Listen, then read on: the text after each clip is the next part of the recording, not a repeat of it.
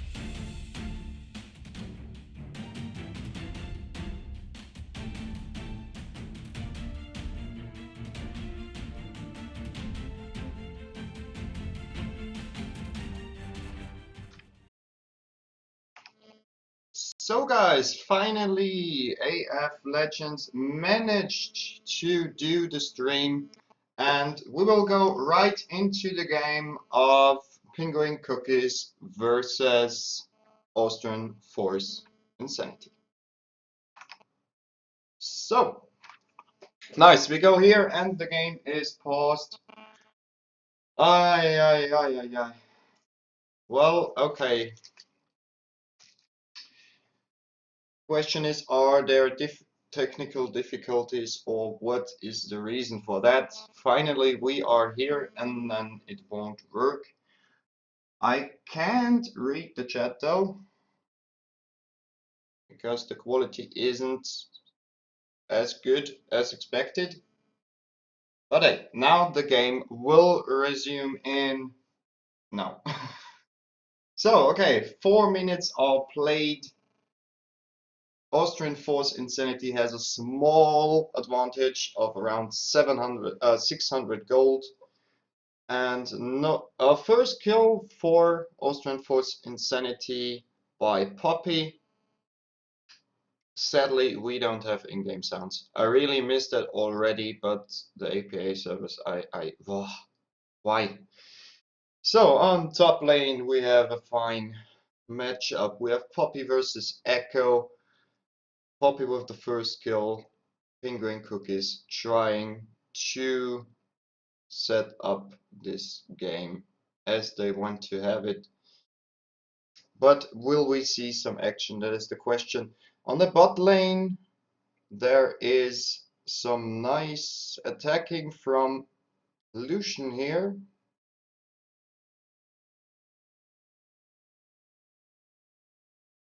And there comes the binding. And is this the first kill for Ezreal? Or will Ezreal go down? Kill for Karma. And there comes the TP of Austrian Force Insanity. Karma is in big trouble now. Can she get away? Yeah, she can. In the meantime, Echo can balance out his lane. And seems like Austrian Force Insanity is going for the first rake now.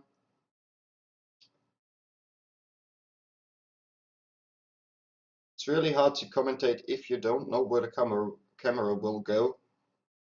Host streaming is nice.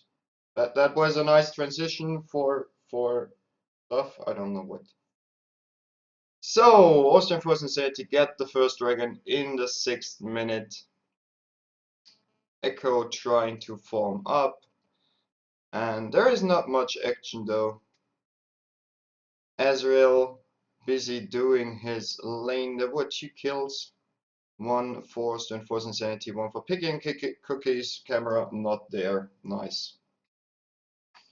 I hate it to blame other streams, but the action. Oh no. There is going on some action about.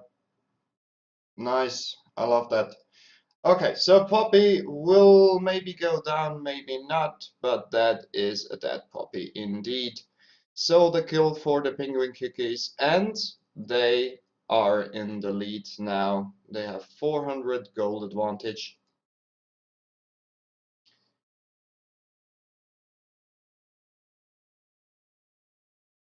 The question is, how will this game end up? Because Austrian Force Insanity was already there in 2015, and there is the attack on Lucian, but Jenna denies it. Austrian Force Insanity last year, 4th place, already played versus Porous of Love, Winterdienst, and Streckerwirt Gaming, Hagenberg GG as well. So last year they were pretty strong, but we will see how they will do this year. There are a lot of pretty good teams this year. And there is the engage from Ezreal, the camera jump, Lucian counters, and the kill for Lucian. And will they get Karma as well? Ari coming from the mid lane, flash from, and there is the heart. So Austrian Force Insanity, 2 more kills. And will they get Poppy now as Echo? Fuck. Oh, I messed it up. So strong top lane here. But the bot lane from Austrian Force Insanity shows what they got, and they go for the first Herald. Seems like it is uncontested. Echo with the missing, but they can't do anything. Maybe he can steal, but he doesn't know at all what they're doing. There is no ward around, and that is the buff for Poppy.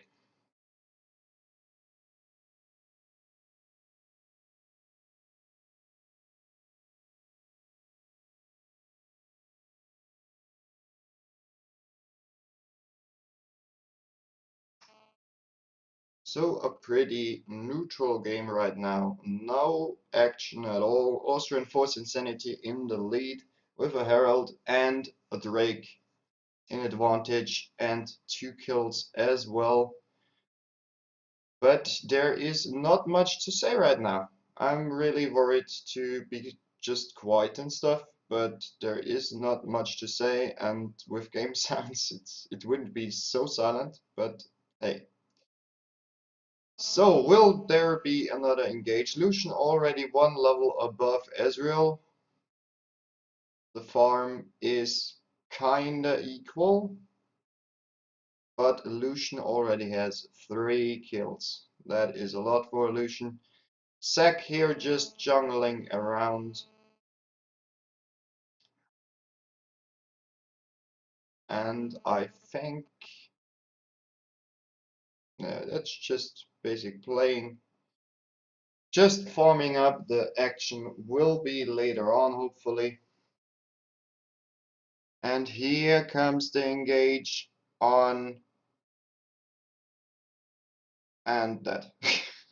Graga's now in trouble, or can he get at least Ari? And there comes Lucian as well, and that is a dead Gragas as well. So Austrian Force Insanity getting more and more kills. Here comes the TP from Poppy, and they engage again, and Echo is dead as well. And here they engage on the Ezreal. Karma getting away with a nice chain here. But I don't think she is safe. We have 4 guys bot now from Austrian Force Insanity, and they will try to get this tower.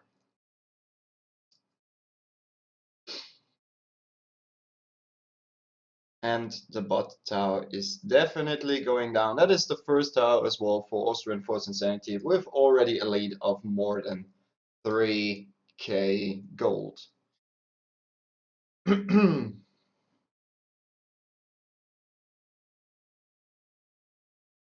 We already have a gold lead of Lucian of nearly 1.5k and 5 kills on Lucian. So the bot lane is already a tough place for Penguin Cookies. And they already have to balance out everything else. The second tower gets already attacked.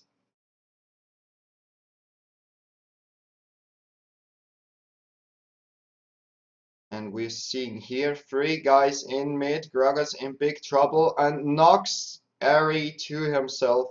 And Karma does the perfect thing. She already turns around and forgets the situation. And that seems like an uncontested second Drake for Austrian Force Insanity.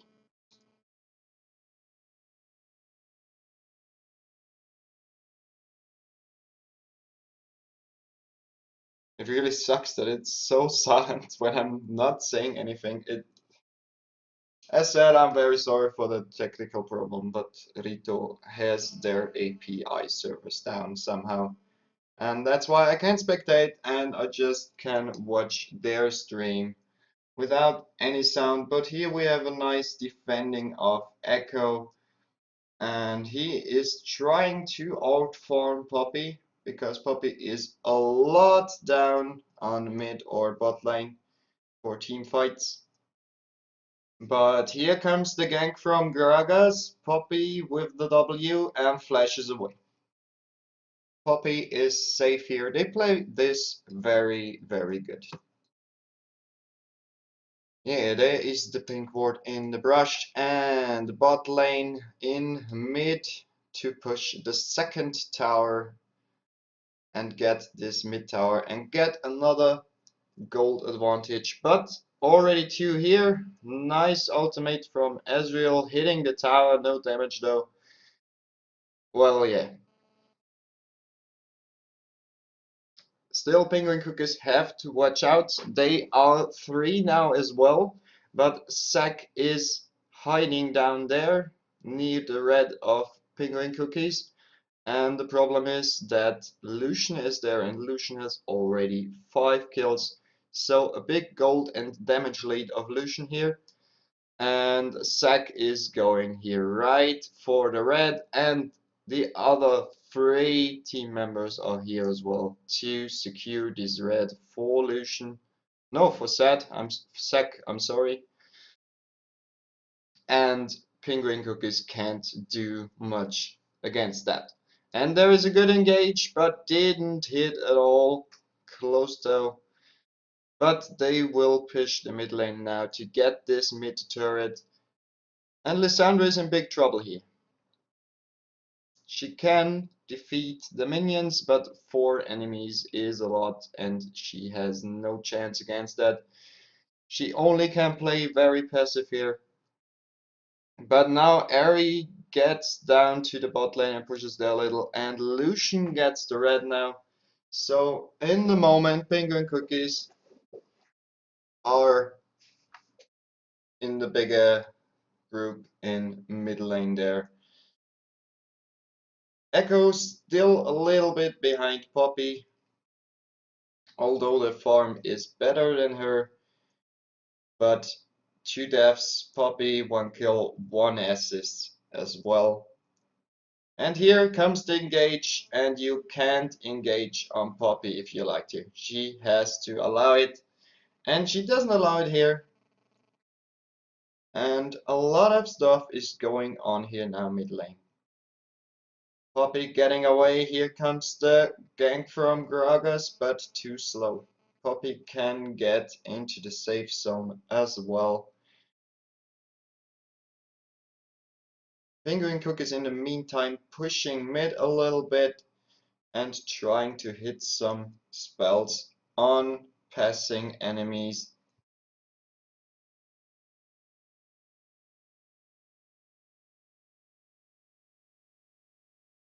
And here we have a big fight now. Gragas there, Lucian here as well. Now 4 guys of Austrian Force Insanity hitting Gragas, but he can get away. And there comes Poppy as well. And that is a getaway for Gragas. Holy moly. Can he get away? That is the big question. And there is Ari and that. Nice try though. They totally missed the opportunity to hunt down Gragas, but now they get a Herald for that. So the game is very, very one-sided at the moment. So Austrian Force Insanity is here the stronger team. I think the elo is quite the same. Maybe Austrian Force Insanity is a little bit higher with the diamond players. But they are heading now for the top tower as well. So the grouping of Austrian Force Insanity is, as their name say, insane, and they get this tower here. Gragas going top lane. I don't know if this is a good thing. Zac can escape there without any problems.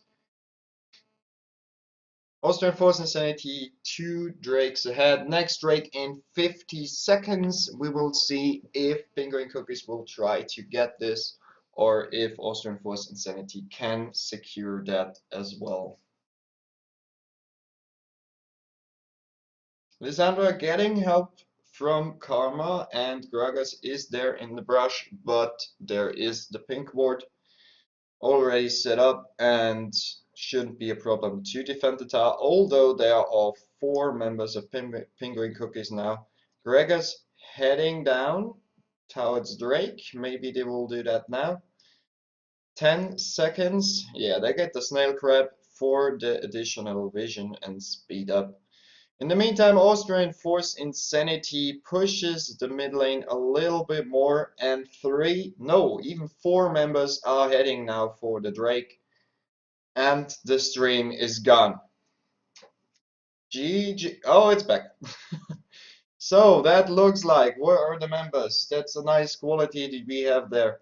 I'm really sorry for that. Streaming in 1080p times 60 frames, and we can't see shit because the stream of AF Legends doesn't seem to connect really good.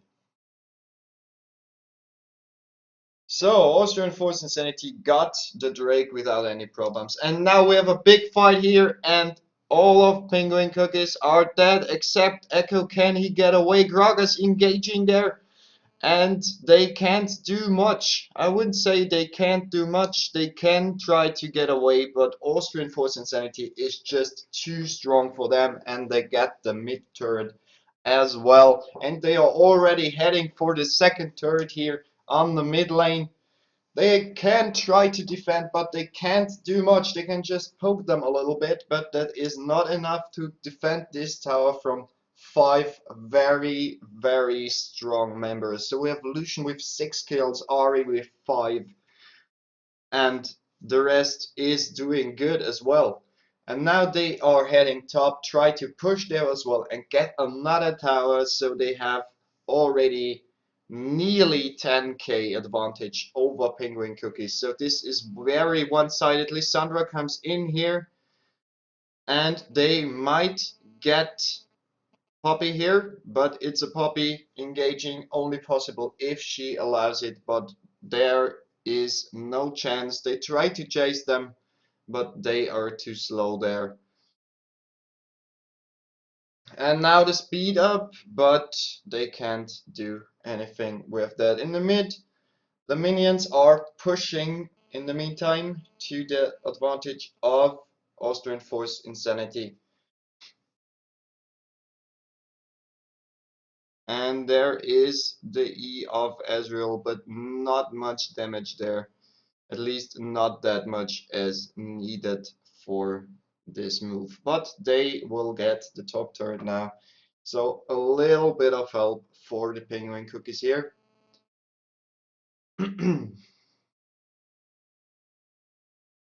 really sorry for this buffering issues. I don't know what's on.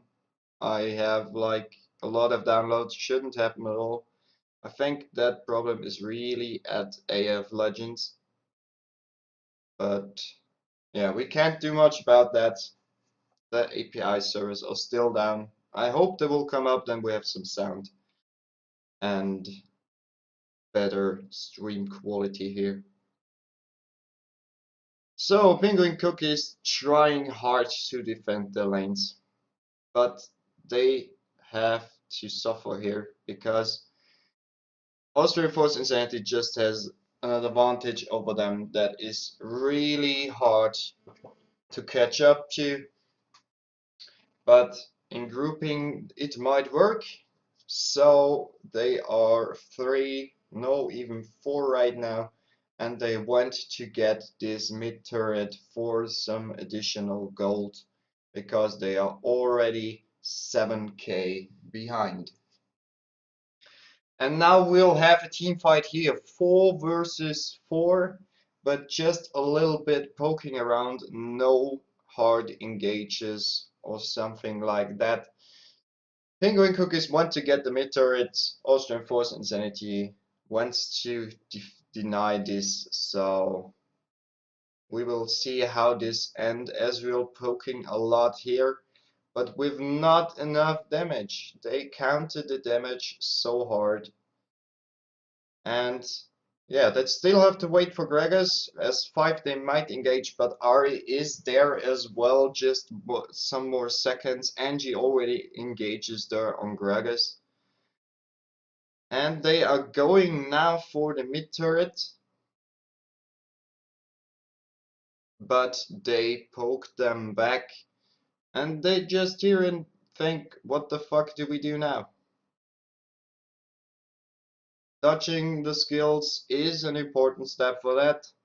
And there comes a good engage from Zack, but they back up very fast. And the counter from Lissandra as well. So Austrian Force Insanity have to work a lot here to defend their tower. But it's not that easy for Penguin Cookies as well, so this is pretty neutral or balanced or whatever here.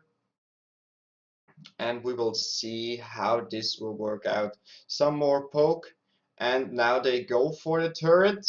Poppy engages there on Echo, but has to back up, and Ari catches there Ezreal, and Ezreal is down. And now the whole team goes for the Penguin Cookies. We have a lot of CC here. But Ari misses this important part, and I'm really sorry, I can't remember the name of this ability. Fuck. Ay, ay, ay. And now they get ready for their fourth Drake, but I think Penguin Cookies try to do something against it, but they are pretty much behind, so they have to steal it somehow, but it will be hard for them. So the Drake is coming, 2 seconds, and there is a fight. Is it? It's a little bit of poking around. There is no big engage now. And now AF Insanity is heading for the Drake. 4 members of Penguin Cookies waiting to steal it. They have a lot of vision there.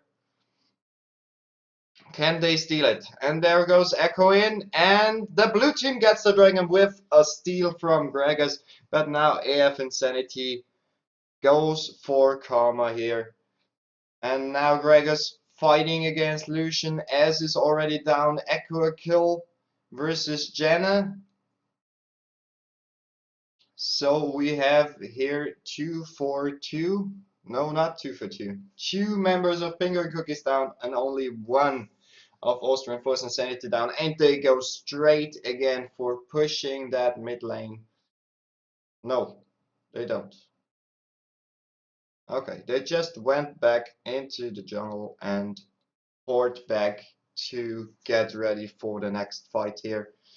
Penguin Cookies has to defend their lanes there, so the Austrian Force Insanity team has a big advantage here.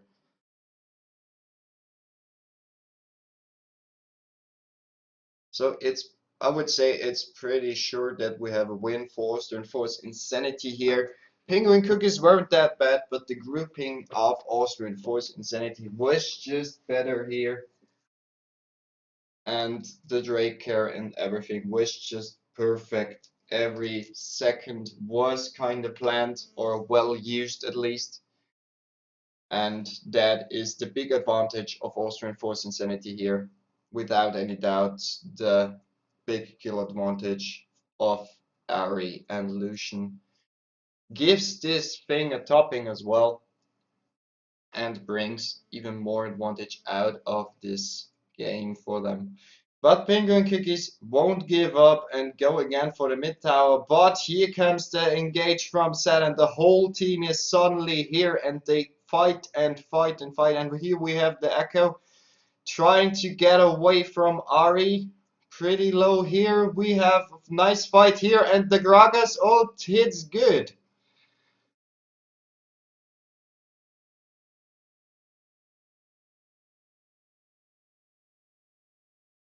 So we have won that Penguin Cookie here. No member of Austrian Force died here.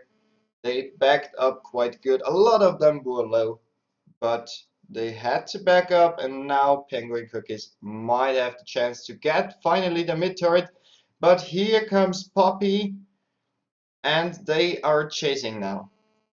5 guys chasing 3, and here comes the charm, and that is a dead Gragas here.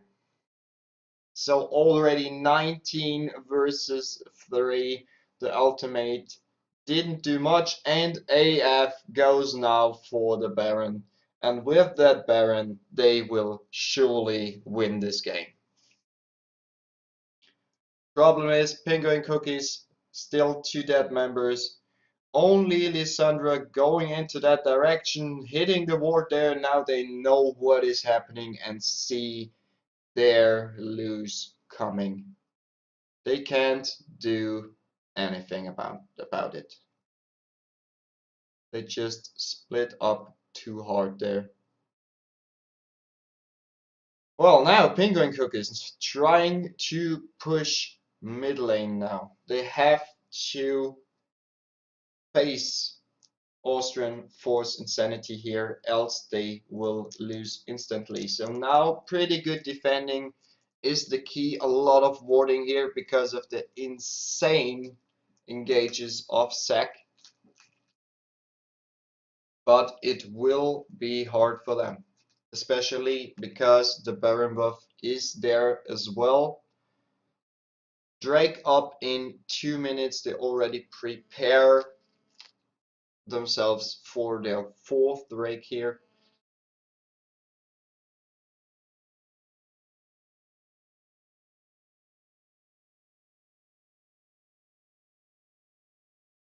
So the gold lead is already over 10,000k, 10k, 10,000k.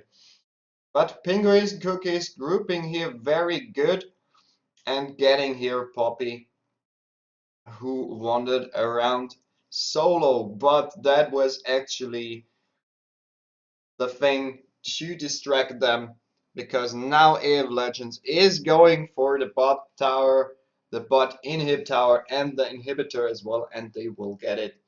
Only 3 members of Penguin Cookies here, and the disengage of Austrian Force Insanity just on point, like every other play of them here. They have a pretty perfect game here, I would say. Couldn't be any better. The Drake care, the Baron, the grouping, the pushing, everything.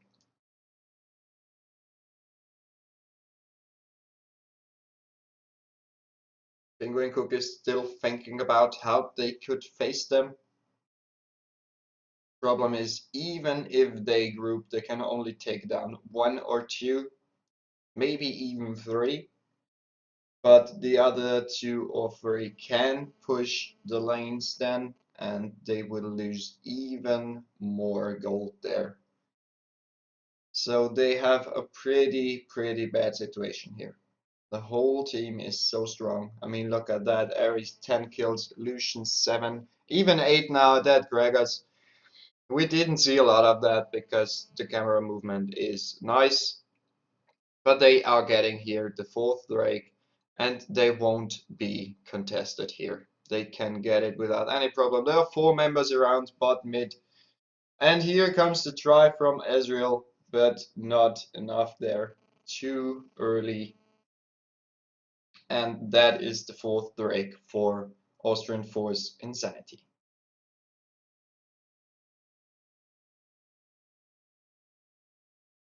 And now they are pushing quite hard. 11k advantage, 7 towers, 4 Drakes, 1 Baron buff, which already expired, but they won't need it for that. And here comes the engage from, no, he cancels it, but here comes a good engage from Poppy and Ari, and the whole team is going in now, and they destroy them. They can't do anything against it. They don't even take a lot of damage. They are heading for more and more, and we already have 1, 2 dead Penguin Cookies here. And Austrian Force will carry on pushing there. And Poppy here, but the Gragas gets some support here, but they can get the 2nd inhibitor without any doubt. And they already back up again. They won't risk anything. They have 2 inhibs down now. And they won't risk it to lose any strength there. They just raid their jungle and go back and buy some nice items. And that is a good dead Gragas as well. Gragas trying to secure his blue. to save it, but no chance at all.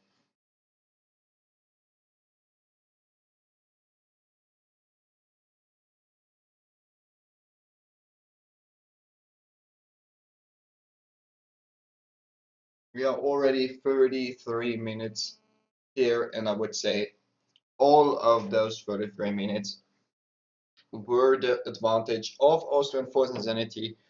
The Baron buff gave them not too much boost there, sadly, but they already had a very good situation with their grouping and team pushing. Seems like AF Insanity is waiting for another Baron here, which will respawn in 1 minute and 15 seconds. Because, yeah, Penguin Cookies have to defend their base. 2 inhibs down there. They have to defend very hard, and I don't think they can contest anything here. There is the Ari pushing mid as well, and they are already going into the jungle again. And Penguin Cookies just have the bad situation here because AF Insanity can push everywhere, and we see here Gragas going down, and he is dead here with the Q of Ari. But the Penguin Cookies are very fast back to the tower to defend it, but there are already 4 members of Austrian Force Insanity, and Poppy is pushing bot there without any cruel. Just staying and pushing, and the rest of Penguin Cookies has to defend the top lane here, and they are already 3 now here, but for AF backed up because they will head now for the Baron. 5 more seconds, and then they will head for this Baron. They are already there and starting to get it. In the meantime, Penguin Cookies here fighting and fighting versus the minions and try to defend the base. And so they don't have any chance to stop them from getting this Baron.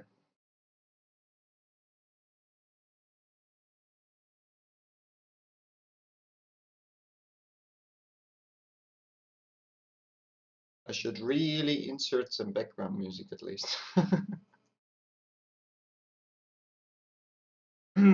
Poppy's still on bot lane, trying to push a little bit, or at least clear the wave, so the minions can carry on there. And AF Insanity already pushing a little bit more and secure the area around Drake, because Drake will already respawn in 1 minute, and that would already be the 5th and final Drake with the double buff. But now Poppy already engaging there, the whole team coming. Gragas denies it, knocking them back with his ultimate. And Sek goes in. Here comes the ultimate from Lucian. Ari going ham and kills Ezreal there. And they already get the second time the bot inhib. And yeah, as you can see in the devlog, there is just no chance. A lot of AF Legends team members are getting low, but this is the end of the game. There is no chance to defend the last 2 towers or even the Nexus.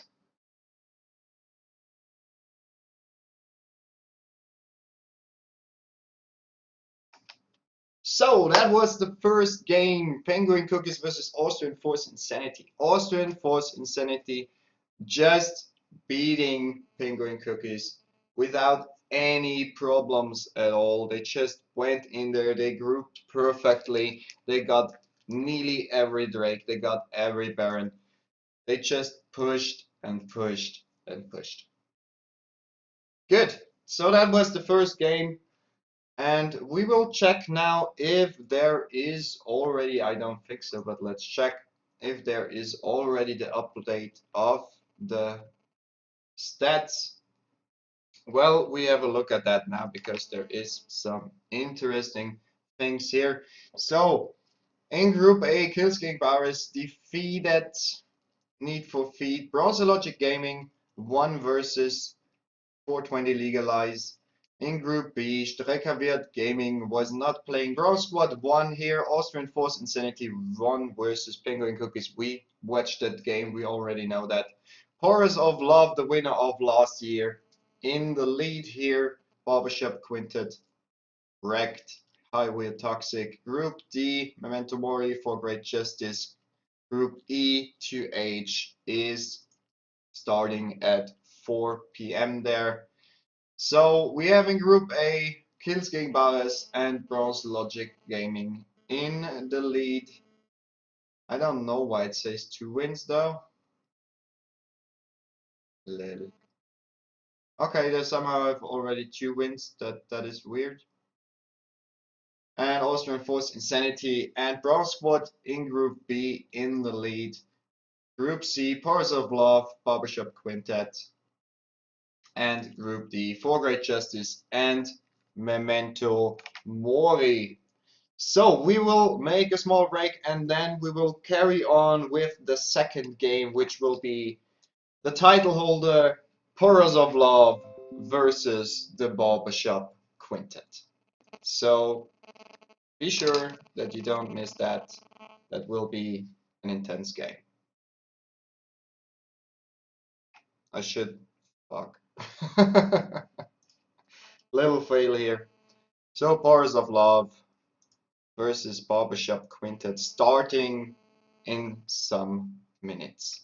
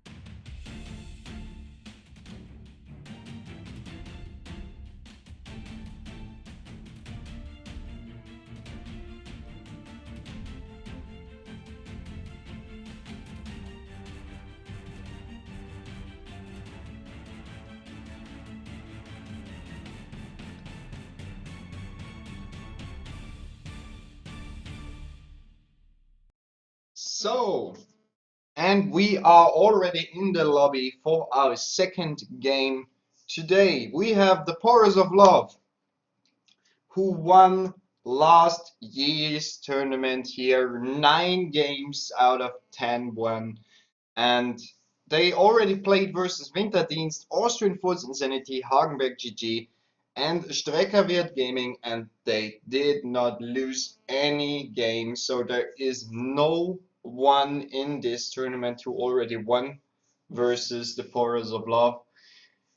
Extremely interesting will be the mid lane here because AEP Raya or Jaya, wait, Elia, yeah, is Master 1 here, and last year at the tournament he did not one but even 2 pentakills in the finals, in semi-finals.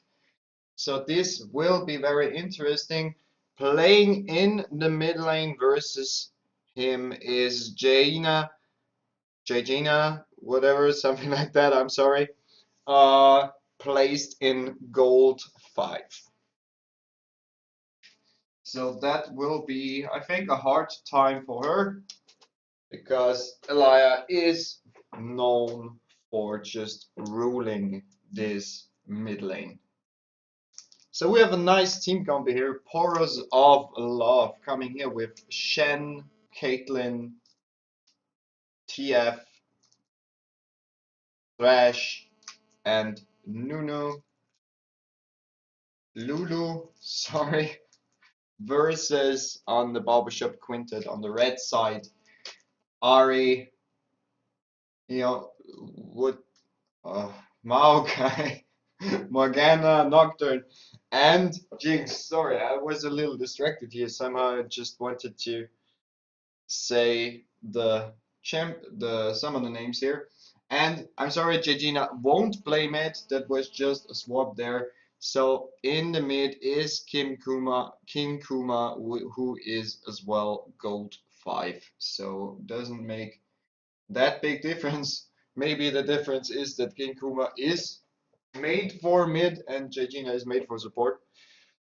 But Elo technical, there is no difference against that. So low gold versus master. The highest team member of Barbershop Quintet is Moyolo with plat 5, which is still a lot below everyone else because the Porous of Love are here with Diamond 3, Diamond 3, Diamond 1, Diamond 4, Diamond 2, and Master 1. So mid Diamond and 1 Master here. 1 unranked, but the unranked isn't playing yet. Oh well, he is playing. He's playing Caitlyn. And yeah, we'll see how this unranked guy will look. We don't have a clue. There is no information we could get about that. So 2 more minutes and then the game will start.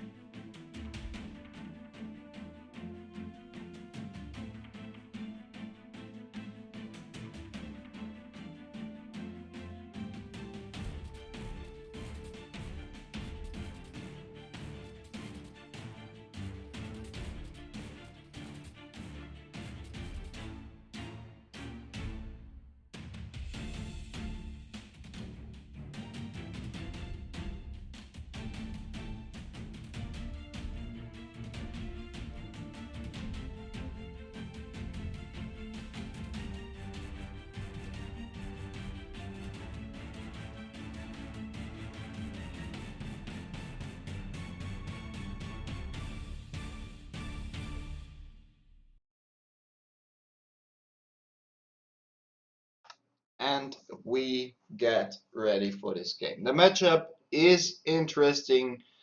The teams are strong. One is even stronger than the other one. Portals of Love, a big elo advantage here. But if the Barbershop Quintet plays well, there shouldn't be any reason for them to lose. So it's just elo. I mean, elo says a lot of things, but not everything.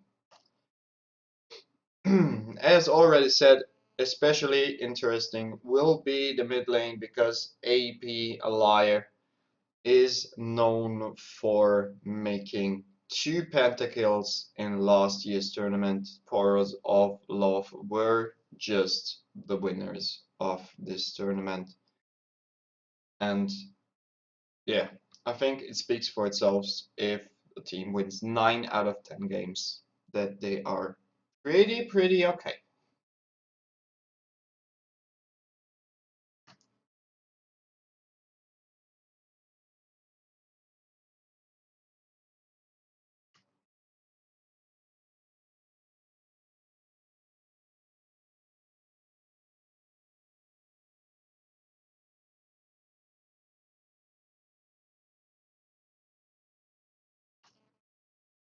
So we see a lot of diamond borders on the top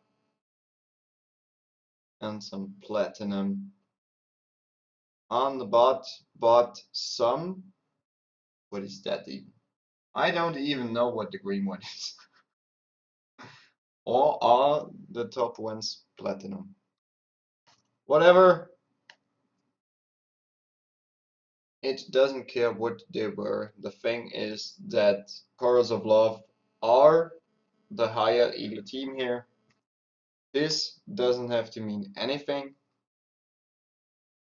but we will see how this works out.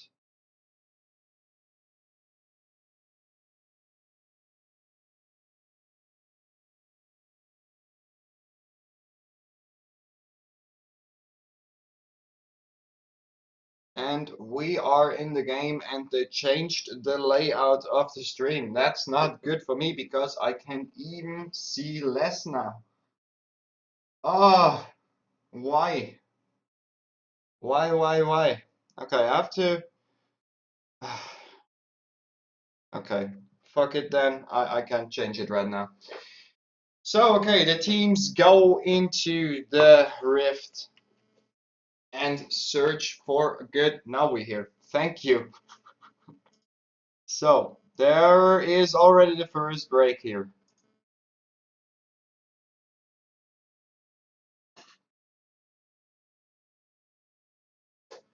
Why is there already a break here?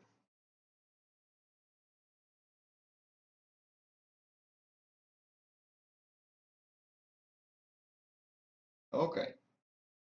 Oh, that's why, because Elia has here a problem with the LOL client, it seems. And yeah, we will wait for Elia. Let's have a look at those 2 smart guys. Well, no, that's not their team. That's mine. So, welcome. Hi. And yeah, we will wait now till this things work. And wow, they set up a nice room for that. I see 6 guys, 7 guys there working. I'm just sitting here on my own. And I'm like, I didn't have technical difficulties at all. Except, Riot, please, why do you shut down your API service? Good. We will wait a little bit. Maybe we watch the guy from Austrian Force what they do in the meantime. And yeah, hopefully the game will start soon again.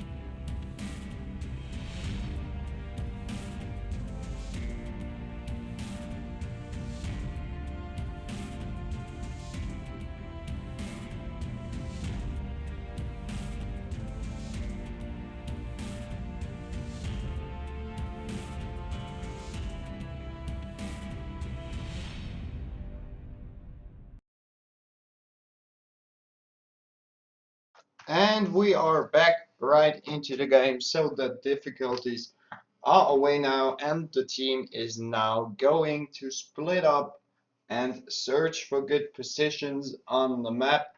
There's already some nice wording from Barbershop Quintet to have a little bit more control of this map. Chorus of Legends, though, don't use that much words now. So, sadly, again, no sound, and it looks totally weird that my overlay has much higher resolution than the other stuff. Then we have a nice sword. Wow, some badass quality content here. Nice word. Sword. Sword. Fuck. So, okay, and the game begins, kinda. At least the jungle camps are spawning, and a PLI getting here the golems, and it seems like Lulu is playing mid right now, and indeed, Twisted Faith is playing in the jungle. Well, we could have found out that if we just watched or looked at the summoner spells. Big fail from me here. But hey, here comes a try from Morgana, but they are just farming. Now here we see a little trade, but it looks like Barbershop Quintet is here a little bit behind. So there were much more attacks from Shen than from Maokai here. But we'll see what changes here. Nice. Now we see the first blood of Force of Love. Thrash here. Nicely done. Caitlyn assisted there very well. Or the other way around, maybe, because Caitlyn should be ADC instead of Thrash. So we see a lot of pressure from Force of Love around the map here. And even some getting of buffs or cleaning at least buff.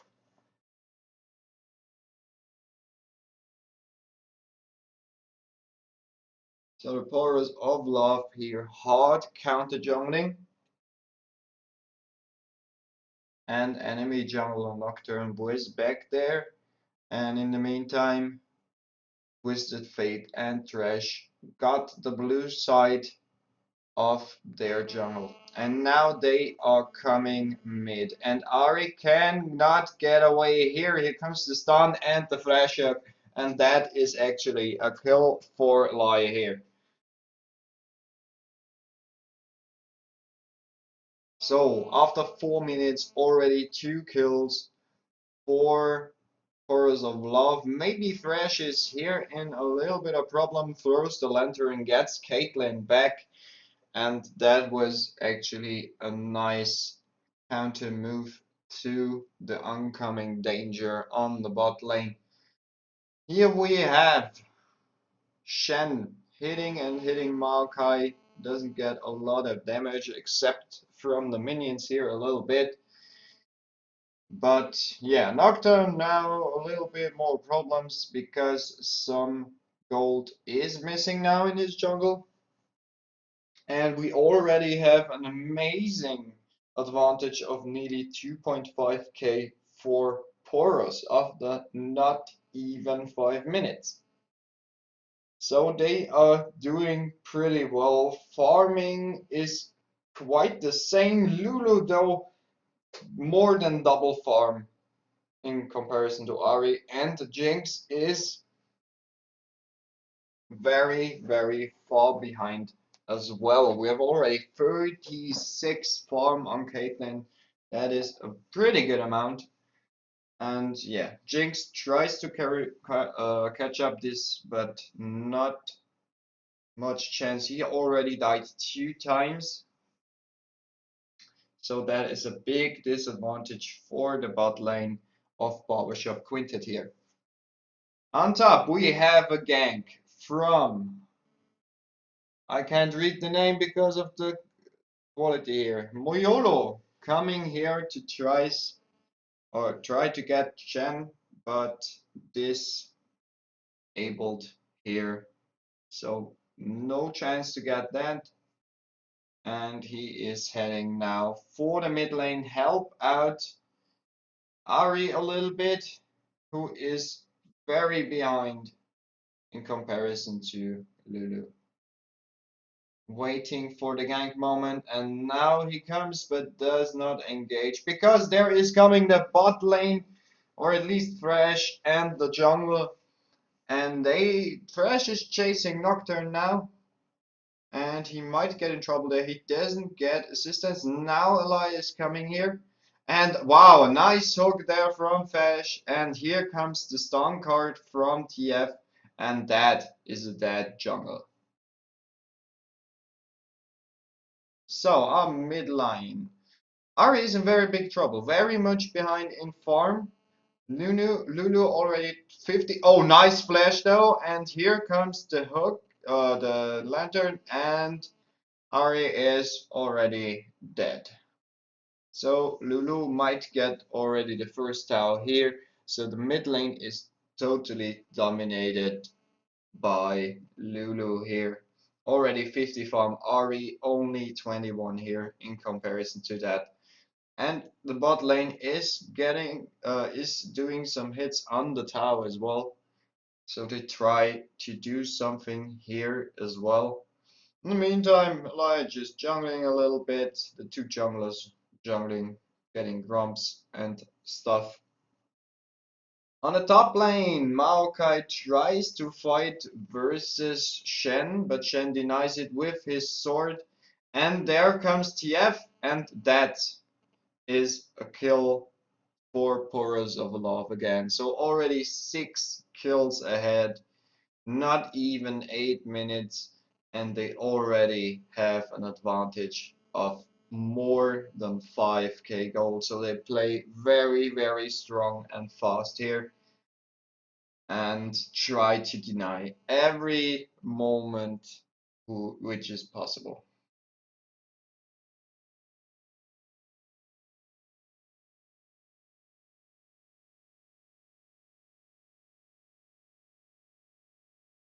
Here comes the stun, the binding from Morgana, but does not hit here. A nice skin though. And yeah, Caitlyn here fighting versus 2, but Nocturne even worse, fighting versus 4 members of Powers of Love. That was again a nice move of them, and they can get now the mid turret without any problem. And they are already hitting back for bot lane to push there a little bit. But first of all, Elia has to get the enemy blue to get even a bigger advantage. Oh, they have vision there, and that is a big hit on Thresh, but he gets away without any problem. In the meantime, on the top lane, now there is the moment where the Powers of Love have to defend something. But there is a nice fighting going on, and Marco has to back up there. So that situation was cleared without any problems at all. Caitlyn still alone on the bot lane. Thresh now heading for bot again, but now Caitlyn goes back. And yeah, Shen pushing his lane very good and should do it without any problem that he can do even more pressure on Maokai.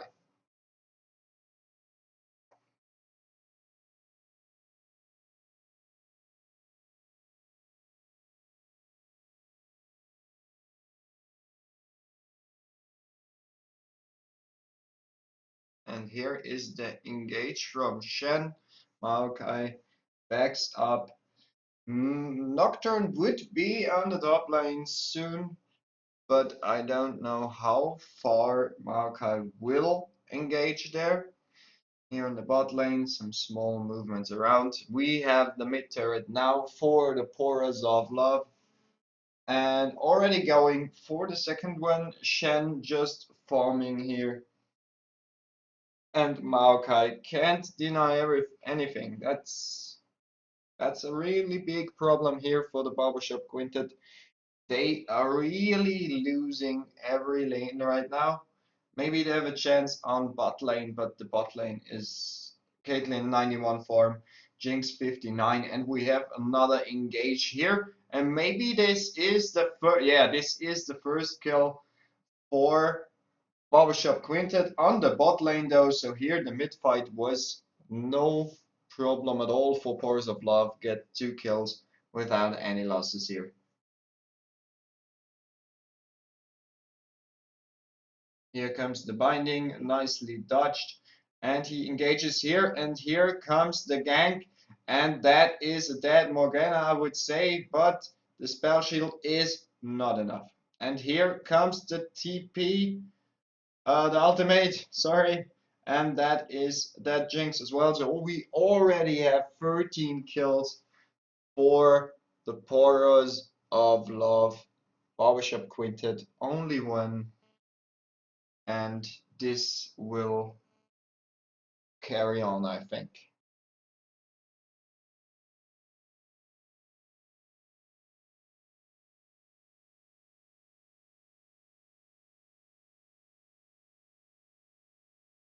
Yeah, it's nice to see how easy it is for Poros of Love here.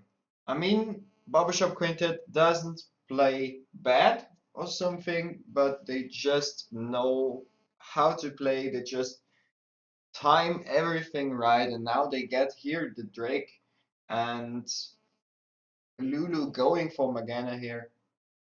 But there is coming Ari as well. Will this Drake be contested? I don't think so. This should be a clear Drake for the Poros of Love. Never-ending fight on the top lane is continuing here. Poros of Love fighting on the bot lane as well to get this turret. Shen engaging here now. Tries to pop up some damage, but there is not much. And now there is the gank from Nocturne, who is 3 levels below Shen, which shouldn't be underestimated here. And he denies a lot of auto attacks here, and he will try to get Nocturne. But the thing is, he flashes, another flash, and that is the dead Nocturne. But can get Shen away here. Yeah, without, or will they? He carry on fighting. He carry on fighting here. Okay, that was a lot of damage here from Shen. But yeah, well, it was 1 kill versus 2. So it was totally fine. Eli here coming, diving the tower, and helps Shen to get this kill as well. So we already have 17 kills for Porous of Love, more than 11k, even close to 12k advantage already after 14 minutes. So basically every minute 1k advantage more. And they already have 2 towers and 1 Drake. That was a nice dodge from Ari. Another dodge here. And that is not enough damage to kill Ari here. And the Powers of Love going in deep here. But they are 4 here. And they already had for the inhib tower in mid lane. That was just the first damage on that. Binding too short range, but a very close one. But I don't think they could do much out of that. And as always, Liar farming the enemy jungle more than his own, which is a pretty good tactic versus a team who is already very much behind. So this is a very, very one-sided game here.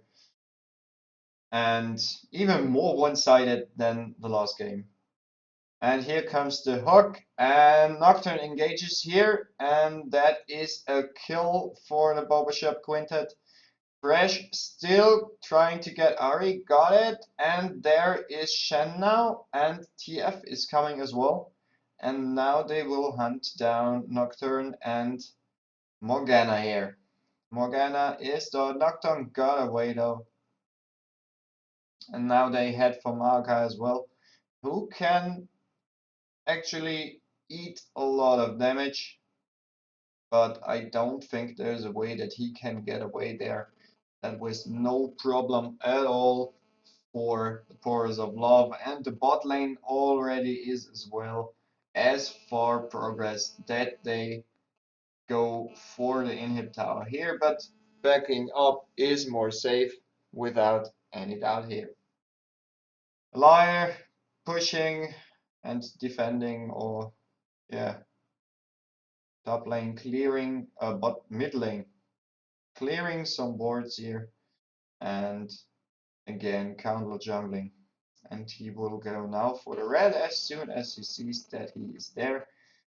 But there is Morgana and Nocturne, and they scare him away.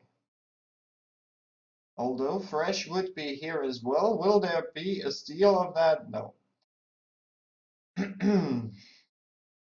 Fresh waiting for the shield, and that is that Nocturne here.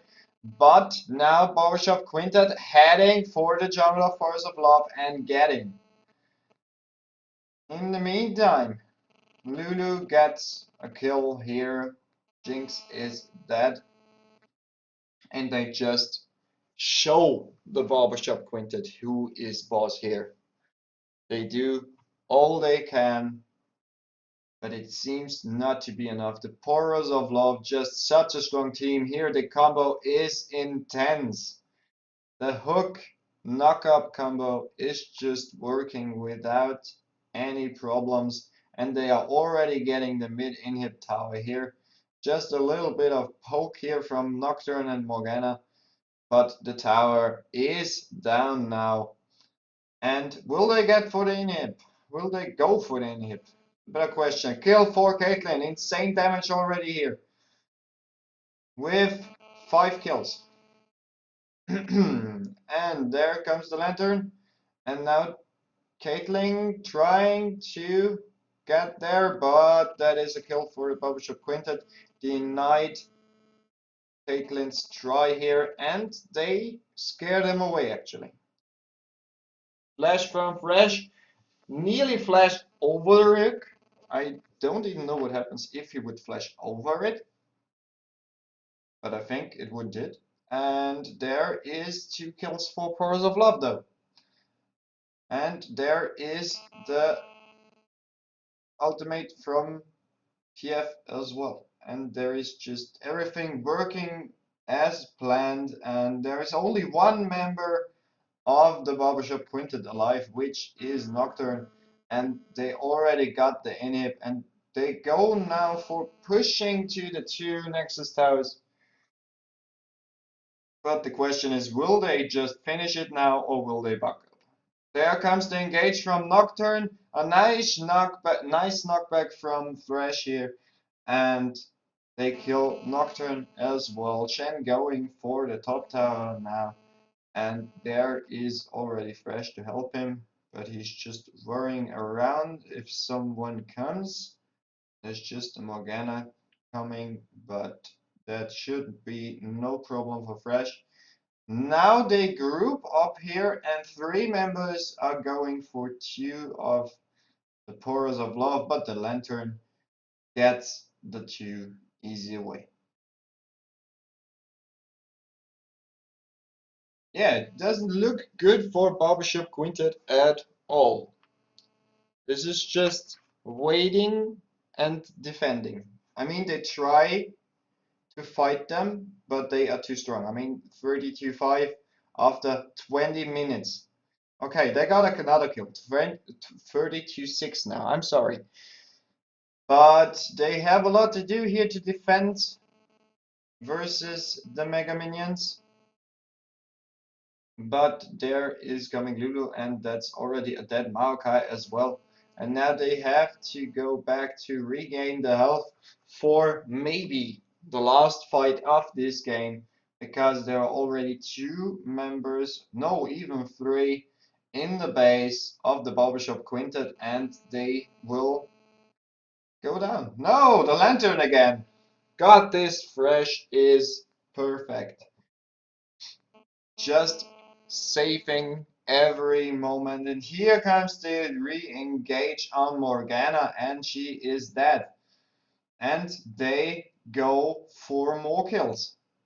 They ignore the inhibitor. They want more kills here. And that is nearly a dead jinx. The quality is getting worse and worse. It's hard to find out which champ is which. But that is a dead Maokai that looked like a tree, I would say. And now heading for Nocturne below the tower, but Nocturne gets here maybe a double kill, but the Porous of Love tried to defeat it. But there was the Jinx ultimate, and they already go for the final two Nexus towers. Morgana tries to scare them away, which works a little bit, but this is a dead. What was that? What died there? What? Okay, I thought that was a Nocturne dying one. Well, okay. And that was basically already the game because the Powers of Love totally dominated here and win with more than 20k advantage. But now they have to back off, but I think the minions should do the stuff. There is just no way, or is there a way? They are trying to defend their Nexus as hard as possible. It's the game if they lose this fight. Now Ari trying to scare them away here. They already got better. I mean, they already have 9 kills. That's already a lot better than 10 minutes before. So they are catching a little bit up, but not much. But they are possible to scare them away. But now Shen goes for Ari here, and Ari is dead. So only 4 members left to defend the Nexus with like 1000 health points, maybe less. And here they try it, but the team goes for the kills, they ignore the Nexus, and now the game is over. That was pretty one-sided here. So that was the second game. That was incredible. The Powers of Love showed why they won the last year's tournament here. They had basically no problems at all. The grouping was perfect. They didn't go for that many drakes, but they just pushed everywhere they could push. It was just like 6 minutes and half of the towers were gone. They were just try-harding of Doom there, and that was actually not even a close game at all. So that was actually already the second game, and we will have a look now if the new settings or standings or whatever are already here. Looks good. So we already have here in Group A, we have the win from Bronze Logic Gaming again versus Need for Speed. So Bronze Logic Gaming already 2 wins there. I don't know why it says one more than it should be, but hey, that's a nice bug. Here in Group B, we have another win from Austrian Force Insanity versus the Bronze Squad. And in Group C, we just saw Porous of Love winning versus the Barbershop Quintet, and they already won versus the Jalapeno Kittens as well. Here there is no bug. Ah, the one win is, I'm sorry, that is because of the free game. Because A and B have 5 members, so they get a free win for that. But here we see Porous of Love in Group C just unbeaten, 2 wins out of 2 games. In Group D, Memento Mori already 2 wins, and the next game will be Memento Mori versus 4 Great Justice. Memento Mori 2 wins already, 4 Great Justice 1 win versus Cranky and the gang. So we will see this game in some minutes.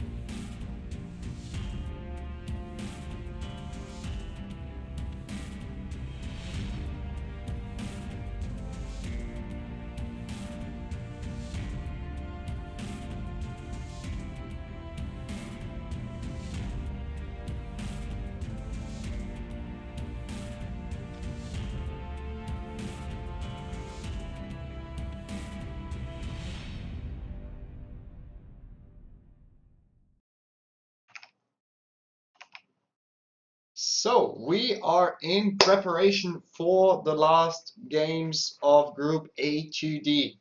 So in the meantime, we watched those two games. Actually, nice focus. I don't know how many games. Well, every team plays versus every other team. So after this game, Group C and D are fixed. So the best two of those groups are in tomorrow's KO stage. Group A and B have to play two more because they have the bigger group. So they have to play two more stages or two more rounds, better said, and then we will know that as well. So last game now for Group A to D, and after that we will carry on with Group A to G. Three more games that we watch then, and then we know what is coming tomorrow, who is in the KO phase, which 16 teams of the 34 will carry on, and tomorrow we will find out who will be on the stage. So they are still setting up some things on our host stream. The API servers are still down from right. I'm sorry for that, else we would have really, I set up everything for 1080p times 60 frames. But hey, the oncoming streams is always scheduling right here. Oh my god, my finger is big compared to the text. Will be every stream in 1080p times 60 FPS, any game, any stream, anything, because there's enough upload here. And yeah, maybe the API service will come up today or tomorrow, and we will have that quality upgrade. Maybe not, we will see. If we have that upgrade, we will have as well some sound in the game, which is really disturbing me because I'm just talking, and if I don't talk, it's silent. Too silent. So well, they set up everything, so be ready for the last game of Group A to D. Memento Mori versus Great Justice.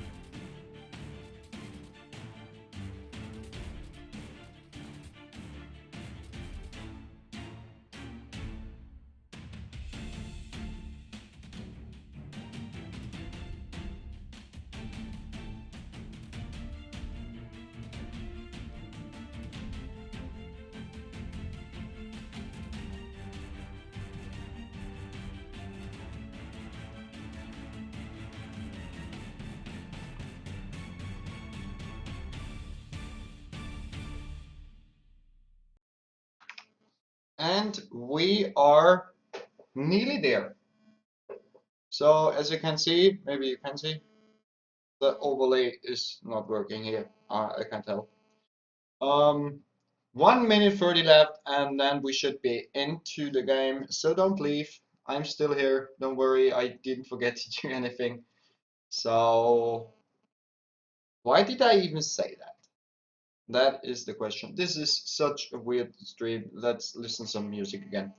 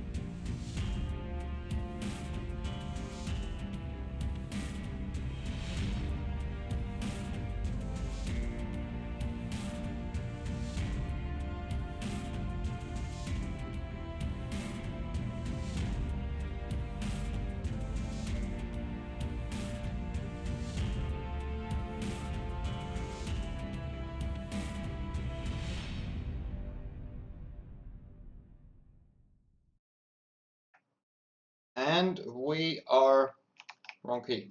And we are already in the holy shit. That is a bunch of things there. We are already in the loading screen. So now Memento Mori with most? All of them in diamond. Most of them around diamond 2, diamond 1, diamond 4 as well. For Great Justice, on the other hand, platinum and 1 diamond 5. And yeah, Memento playing, I can't even see, Lucian, Morgana, Shyvana, Ari, and Tahm Kench. And on the red side, we have now everything bugged out. Fizz, Gnar, Ezreal, Alistar, and Sejuani.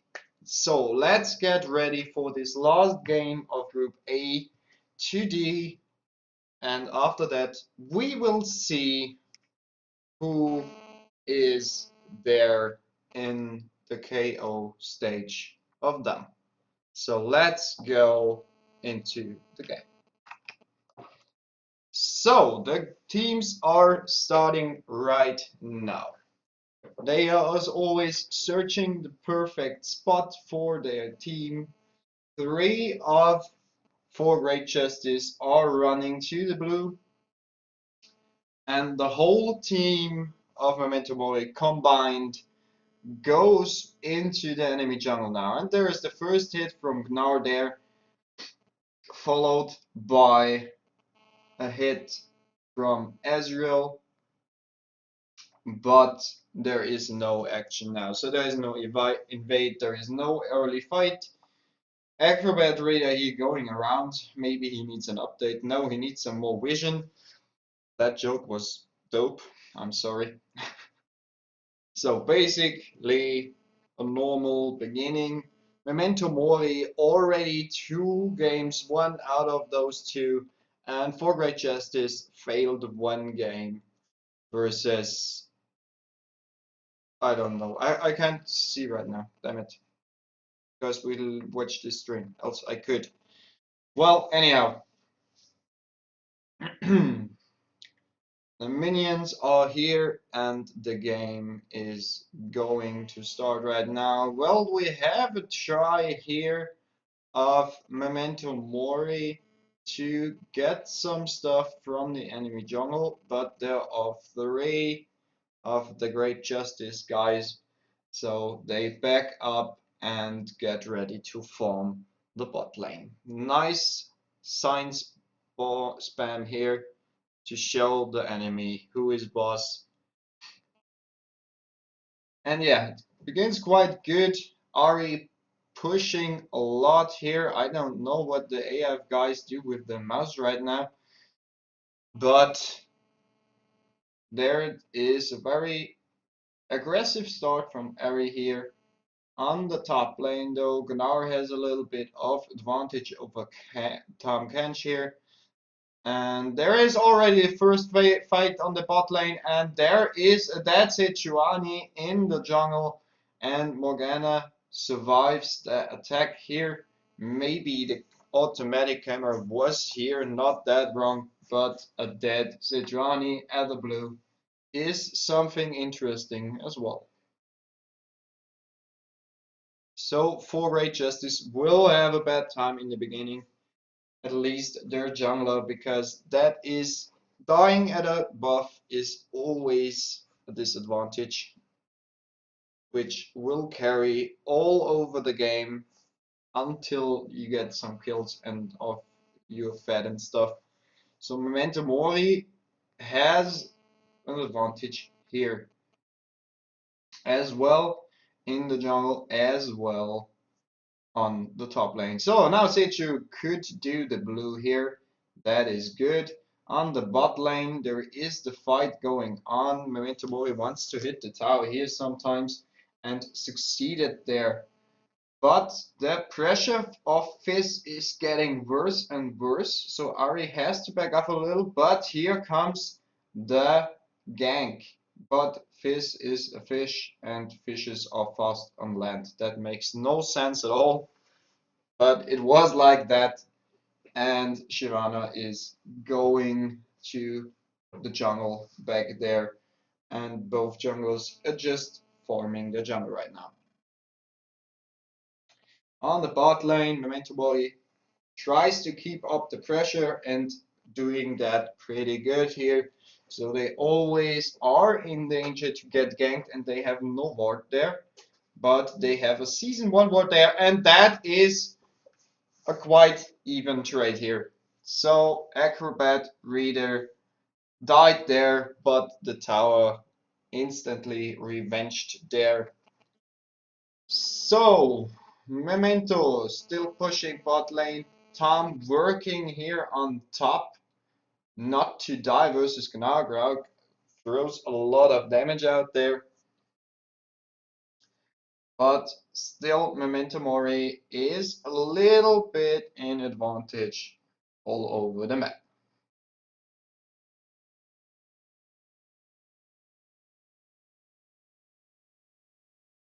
Bot lane, Memento goes back to get ready for some fights. And for Raid Justice is not against that. They won't fight them back. They will just let them go back. That will be the time for Ezreal to catch up in farming. Fizz playing very aggressive here.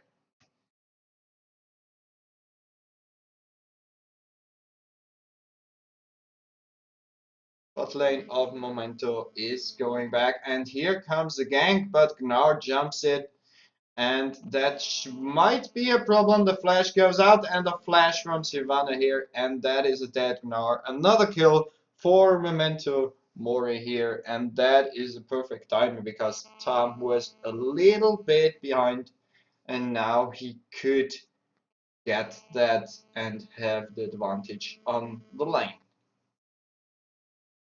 Fizz is getting really low here. But he engages, fails the ultimate. Here comes Morgana, and that is a kill for Ari. The Acrobat Reader destroyed the fish, and they get the Rift Herald as well here. And that is the buff for Tom that he has a bigger advantage on the lane and might get the advantage over Gnar. Lucian engaging here, Alistar with the knockup, and Morgana coming from the side, but the minions are in the way. But Lucian is just carrying on, trying to get Alistar there. A nice binding from Morgana, that is a dead Ezreal. What will Alistar do? He dies. That was some nice moves from Memento Mori.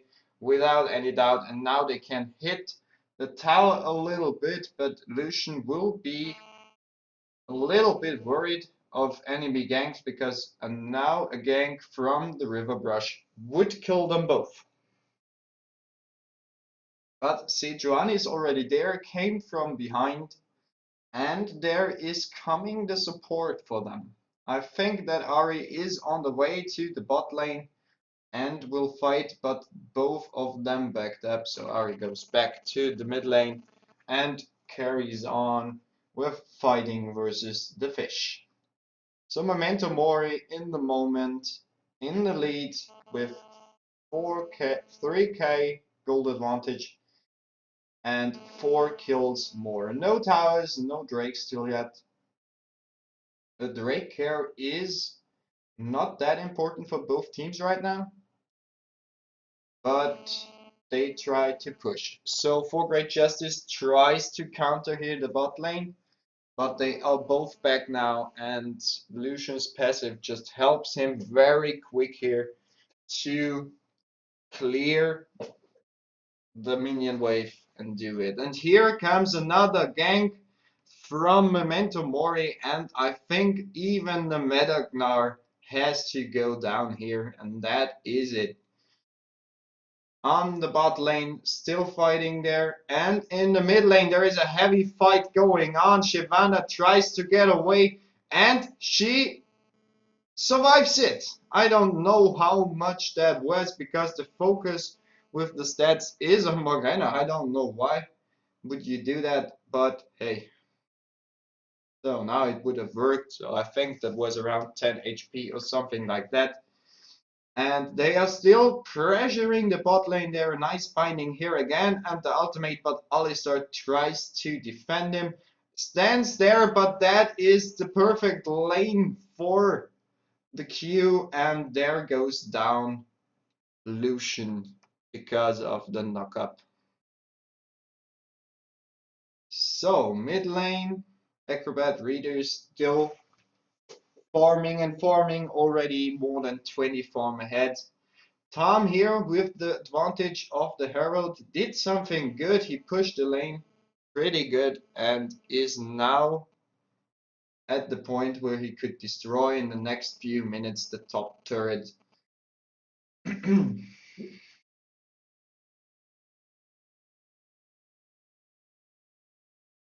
So Memento Mori going here in the river, planning to do the Drake now, but there is the fish trying to get Seju.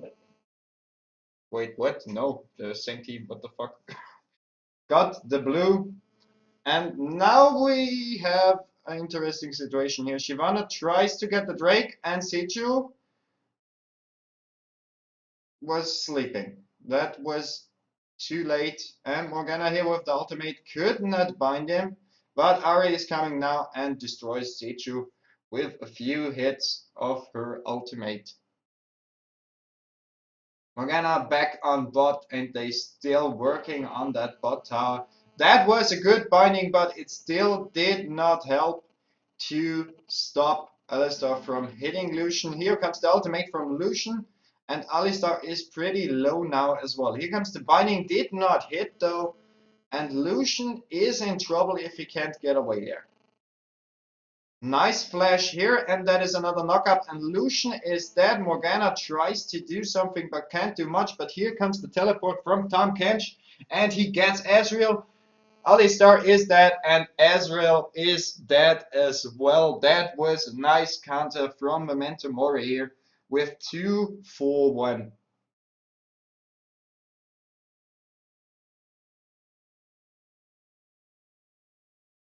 Gnar digitating to Mega Gnar here, but Shyvana is already there to defend the situation. Ari here versus 2, but Seju backs up. He knows that she knows. And what will happen next? They fight a lot here in mid lane. That is very interesting games because Ari can jump away. Fish is fishing around, and there is the engage from Fizz, but I can't see Why is the grub more important than the fight in mid lane? I don't know. And Tom comes here for the support, but Ari already got the fizz kill here and succeeded there. And now they head as free for the mid turret and will get this down. Sejuani can't do much about that. Stays back, but that is maybe a dead Lucian. He went too deep in there. Here triggers the ultimate. Alistar went away and hit him now. Maybe the minions can do the trick. That will be close. And Morgana. Oh, that was close. Holy fuck. That was really close. And now the top turret is going down, but they decide to chase Gnar there. And now they saw that they can't get him and got the turret, and they have already nearly 10k advantage there in gold.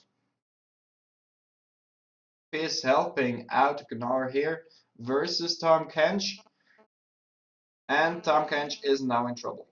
Flashes away Sejuani here as well with the ultimate, and that is a dead big fish.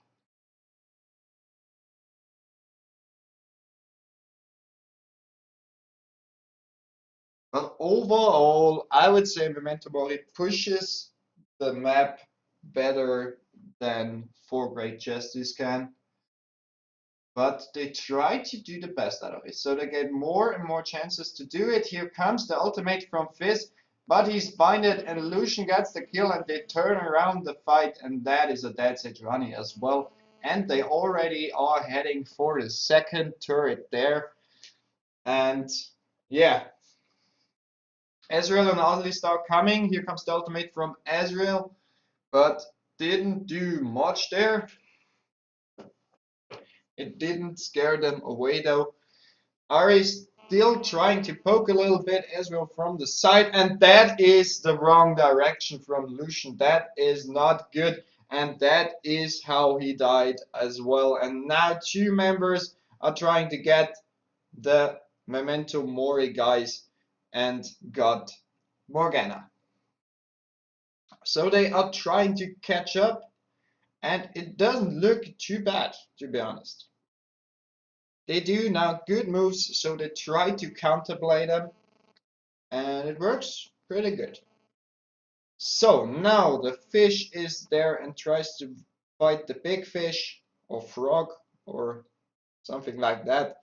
There is a fight for the reds, but Morgana leaving the base is more important. Oh gosh.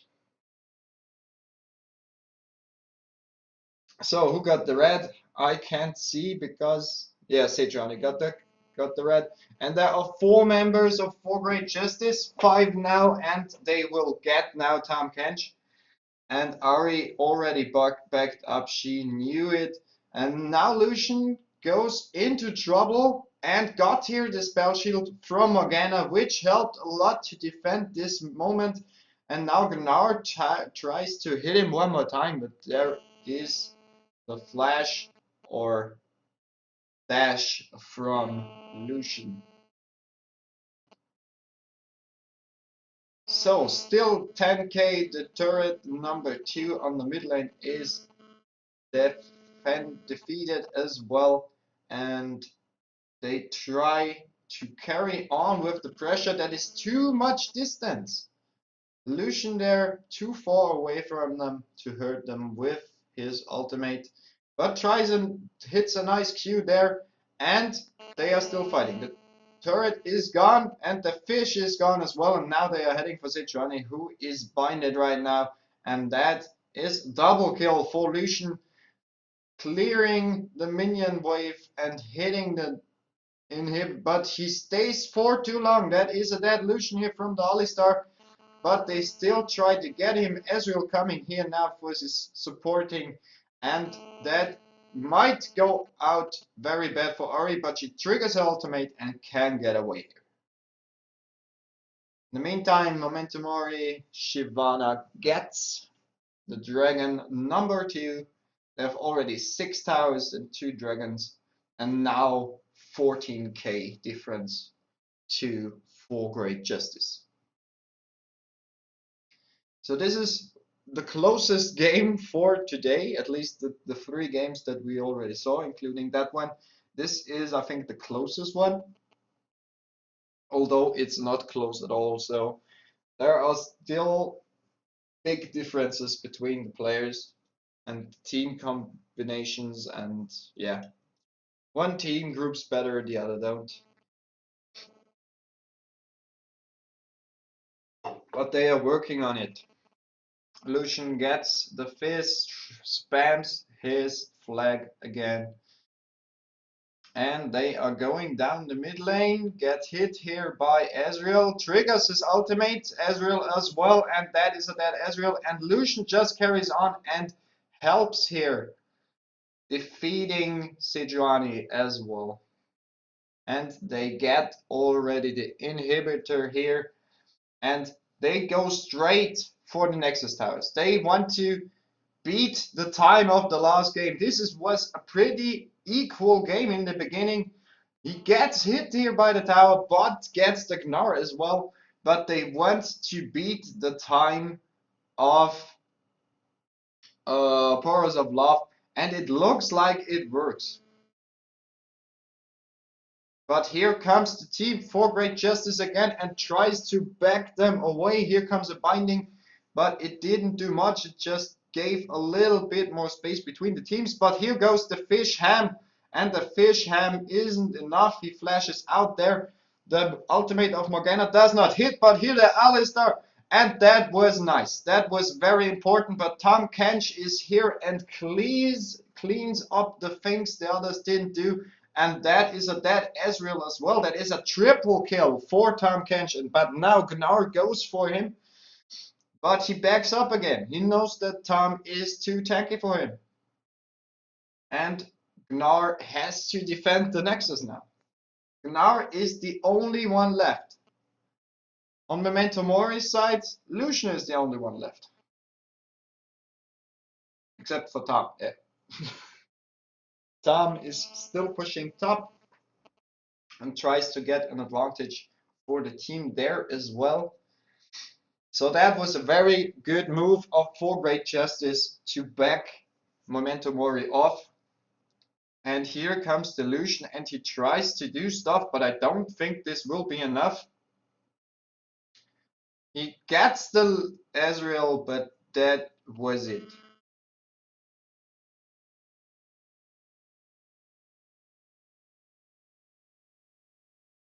So Memento Mori hoped to do more out of that, but it didn't do it. But they have a very big advantage now. 18k, 20 minutes, and they are 16 kills ahead. So Memento Mori is on the best way to win the 3rd game in a row and to get into the KO phase for tomorrow. I don't think if they lose this now that they won't be in the KO stage. I think that's pretty sure. I'm not too sure. I didn't look that exactly onto the brackets, but I think they are already in the KO stage, so one of the top 16 teams here, one of the top 8 of A to D group. And now they just try to push every lane a little bit because they know that For Great Justice has to defend the mid lane and try not to lose the inhib again. But Lucian and Morgana comes here and try to push it a little bit more, that the next wave could do the stuff for them. And now they all back off. It's too dangerous for them. If they would lose now, it would be a big advantage for Great Justice. For Great Justice. But here comes another fight. Morgana didn't hit the ultimate, and again, Tom is here fighting against Sejuani. A lot of damage is going on there, but it's a Tom Kench. He is so tanky, he does not even care. And now he goes for Alistar. Alistar is already stunned, takes it in his belly and licks the shit out of him. And now Sejani is waiting a little bit for the disrespect. And Team Memento Mori is just running around a little bit, clearing vision boards. And I think they prepare in their inner side for the Baron. But they have already 9 turrets and 2 drakes and more than 18k advantage. So maybe they don't even bother about a Baron and will just finish because the Nexus is already free. There are no more Nexus turrets. The only thing they have to fear is that 4 Great Justice does a wombo combo again like they did before and backs them off again. But here comes the inhibitor again up, and they will try to beat it down, and 4 Great Justice can't do anything against that. There is no way they can just try to clear out the minion wave beside it, that they have a small advantage here. Here is the CC rod portal things again, a lot of them actually. And they are just trying to defend here. Gnaus go ham here and has a 3-man ultimate stun and flashes out there. Memento Mori just stronger, just much stronger here. Already 2 down, and here goes Alistar for Morgana, who is dead. And that is it. I think they can easily finish that now because only 2 players left of 4 Great Justice. The minions do the job as well. And that is a dead Lucian though. So they are just waiting. They want the minions to end the game. The death timers are around 10 seconds. No, where are the death timers? Oh, there. But yeah, there was nothing to do for Great Justice here, and that was the game. That was amazing. It was kinda close. It was kinda interesting. It was a forth and back kinda, and yeah, it did a lot of stuff. They did good. They controlled the map very good, and we will have a look now at the brackets if they are already here. Let's have a look there. So in Group A, in this round, Browser Logic Gaming wins versus Kills gegen Bares and has the 4th win, basically the third win, but Browser Logic Gaming gets 1 win for free, like every other team, because of the free game here in round 5. So they have 4 wins now. We don't know now who won there in Need for Speed versus Cintiq Esports. Group B, we have a win of Austrian Force Insanity versus Streckerwirt Gaming, which was an interesting matchup. And the Penguin Cookies won versus the Bronze Squad. So Austrian Force Insanity 4 wins, Penguin Cookies 2, Streckerwirt Gaming 2 as well. If it would stay the same, the team with the lowest total game time is the better one. So the best 2 of every group get up into the KO stage. In Group C, we have another win of Porous of Love, and the Barbershop Quintet got the 2nd win. So here in Group C, we see tomorrow Porous of Love with 3 wins and Barbershop Quintet with 2. Hi, We Are Toxic, only one game. Jalapeno Kittens, no win at all. Those 2 are not anymore there tomorrow. And finally, Group D, last matches. Austrian Force Tempest won a game, and as we saw, Memento Mori versus 4 Great Justice was a win for Memento Mori. So Memento Mori, 3 wins. Austrian Force Tempest, 2. 4 Great Justice did not do it. They dropped out, and Cranky and the gang dropped out as well. So Memento Mori and Austrian Force Tempest tomorrow in the KO phase. And now we have, no, we don't. Stupid. Okay, so that was it for Group ATT. There are two more rounds in Group A and B. So we have in Group A, Killsking Barriers versus 420 Legalize and Bronze Logic Gaming versus Cintiq Esports LOL. And a second round, Killsking Barriers versus Cintiq Esports LOL and 420 Legalize versus Need for Feed.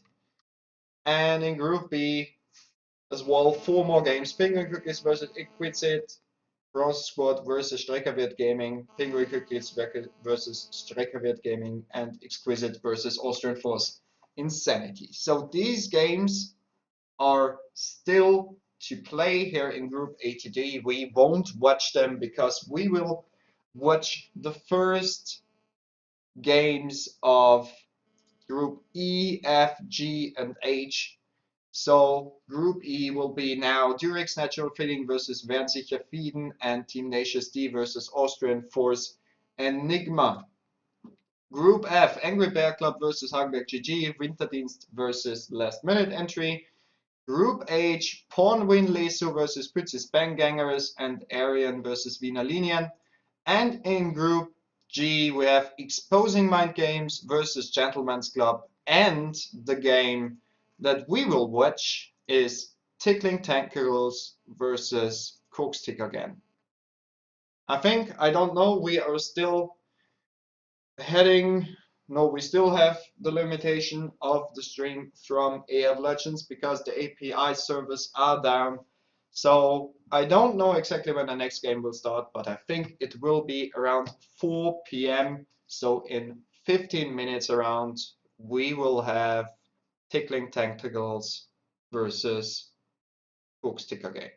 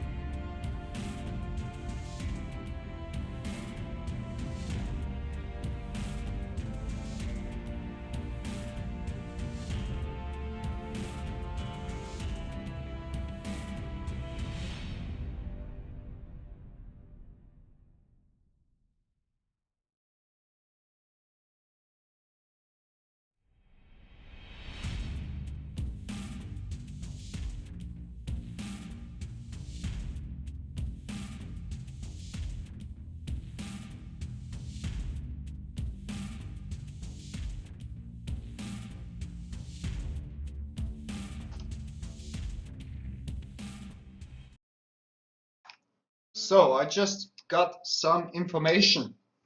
I'm very sorry for that. But in group, which was it? B? Lil. Ah, it's already fixed. That's why I didn't see it. So as you can see here, Memento Mori is disqualified. The tournament bosses said that this was not normal behavior here.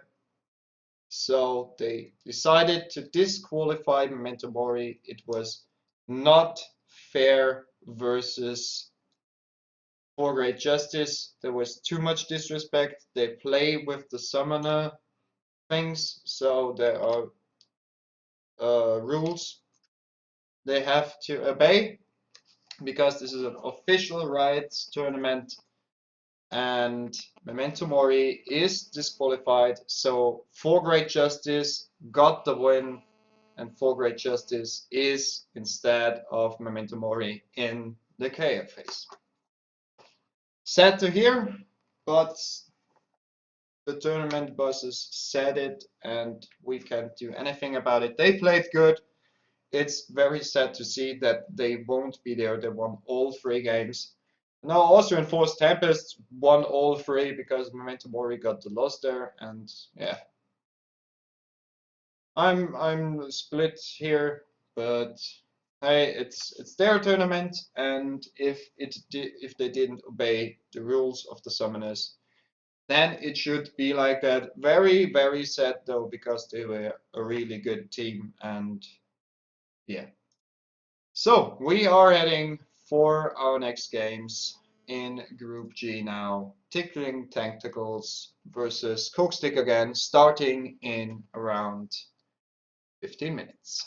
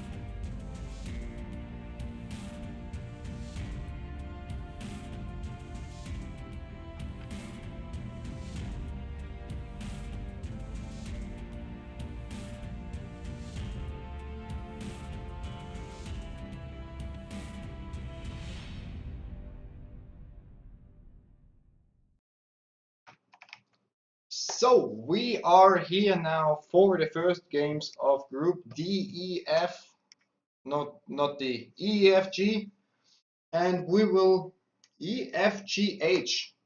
So it's so hard. Oh my God. As already said, Memento Mori was disqualified now. So now for Great Justice goes up to the KO phase. And yeah, now the first game we will watch Tackling Tentacles versus Cooksticker Gang. Will be an interesting matchup. Both teams kinda platinum diamond around, but Cooksticker Gang has Ignition, who is Master 1. So there is maybe an advantage coming. We don't know yet. What we know is that the game will start in around 3 to 5 minutes. And yeah. And what I forgot to say, the official statement of AF community is that Memento Mori was disqualified because of disrespect. They used one of them used heavily emotes in the end, and they built a lot of CC rot. That's why there was so many CC rot minions coming around, because they especially built that to disrespect them, and that is not okay. Regarding to the Riot Games summoner code, so they disqualified them, although they are in-game mechanics and stuff. So I'm still not sure if this is really good what they did, but they did it, and we can change that. Sad was a very good team. But yeah, we won't stop here. We will carry on with the game Tickling Tentacles versus Cooksticker Gang in 3 to 4 minutes.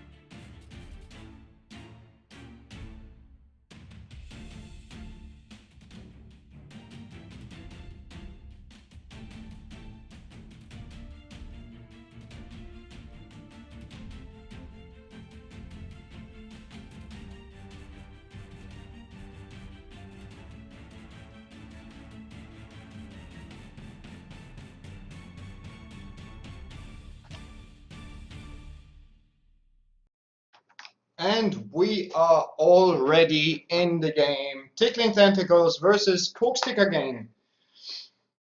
So we have two pretty equal teams. Maybe Tickling Tentacles a little bit harder, they have more diamond players. But Cooksticker Gang has Initian, who is Master.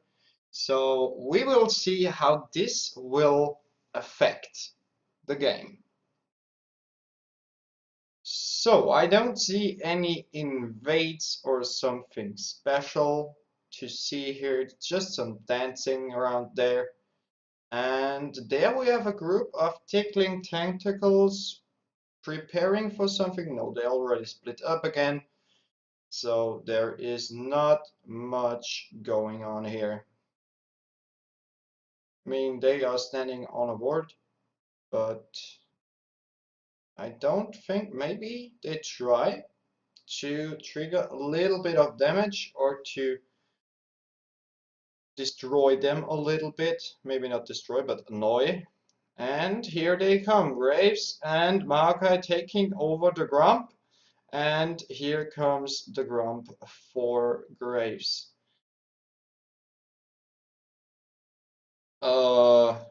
Yeah, okay, they, whatever. I don't know what they're doing. So, Maokai and Shen is the matchup on the top lane. In the jungle, we have Gregors and Graves. On the mid lane, we have an LeBlanc and an Ari. And bot lane here, we have a Sivir and a Karma versus Caitlyn and Trundle. So this might be an interesting matchup. We will see how this will end. I'll be here a little bit behind,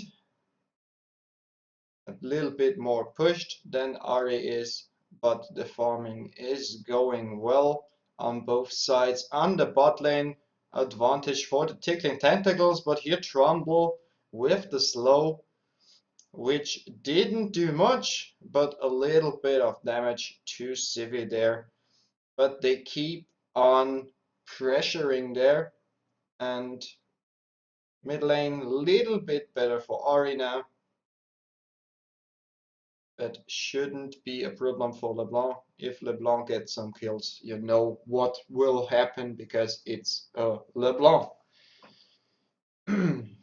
So we have Sivir dealing some damage here. Here comes the stun from Karma. Maybe Sivir can do something without it. There was a lot of damage, but not enough for a first blood here.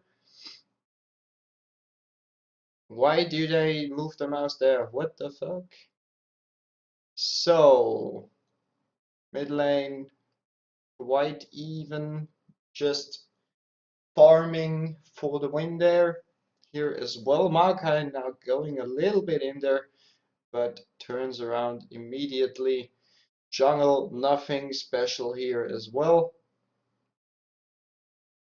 But here comes a little bit of engage from Ari versus LeBlanc. LeBlanc passive is out and she gets away without any problem.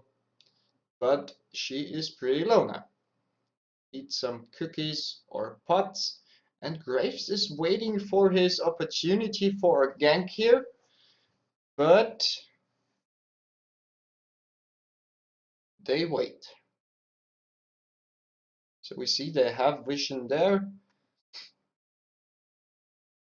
Shen now dealing little bit of damage to Maokai. But this is, oh, he gets now a little bit damage as well. So this is a fair trade here. But there is Graves in a little bit of trouble here. But he nearly kills Gragas there. But now the bot lane engages on him. And what a flash into the Drake pit. And now Caitlyn coming to kill Gragas. So the first bot goes to the Cooksticker gang with a nice counter to a very problematic situation for Graves. They don't have vision in that brush though. And here is the charm, and LB gets away. Is the ignite enough? I don't think so. But, oh, close one, close one. That was very close. That was actually below 10 HP. So very close match here.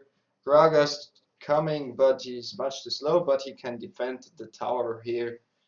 And tickling tentacles on the bot lane, a little bit behind because of the one kill of Caitlyn now. But they should be able to keep on farming normally there.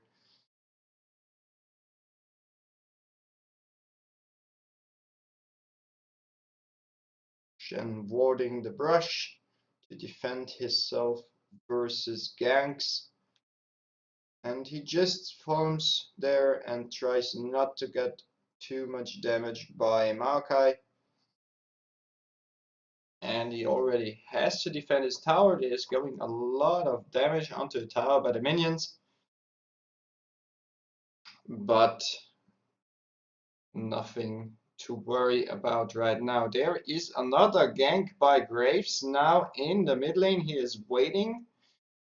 LB does not know, but she moves into the other direction, throws the chain. The charm did not hit there, so shouldn't be a problem for LeBlanc.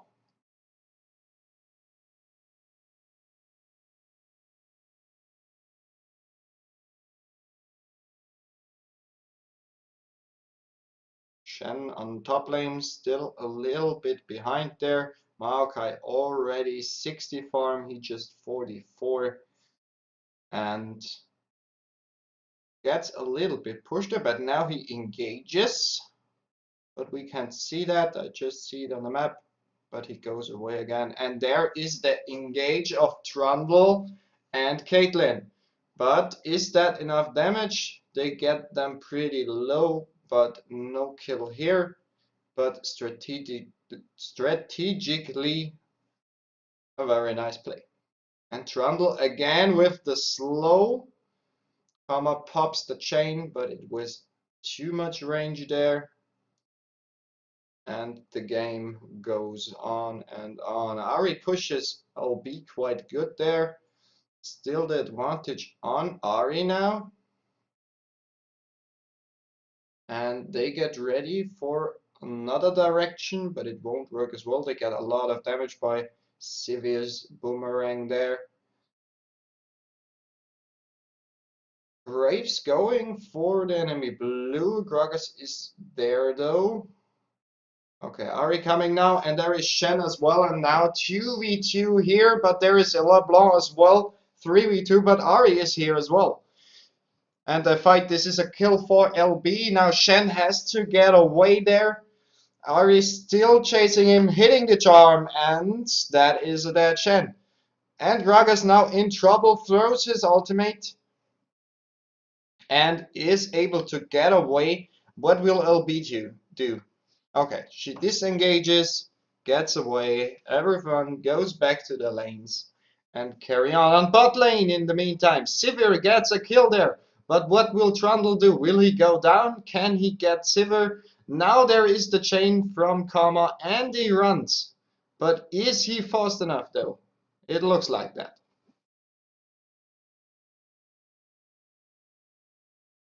Mid lane again, Ari pushing pretty hard there. LB trying to pop Ari's abilities there and to dodge them. That she has everything on cooldown. Mana on Ari actually lower than on LB in the moment.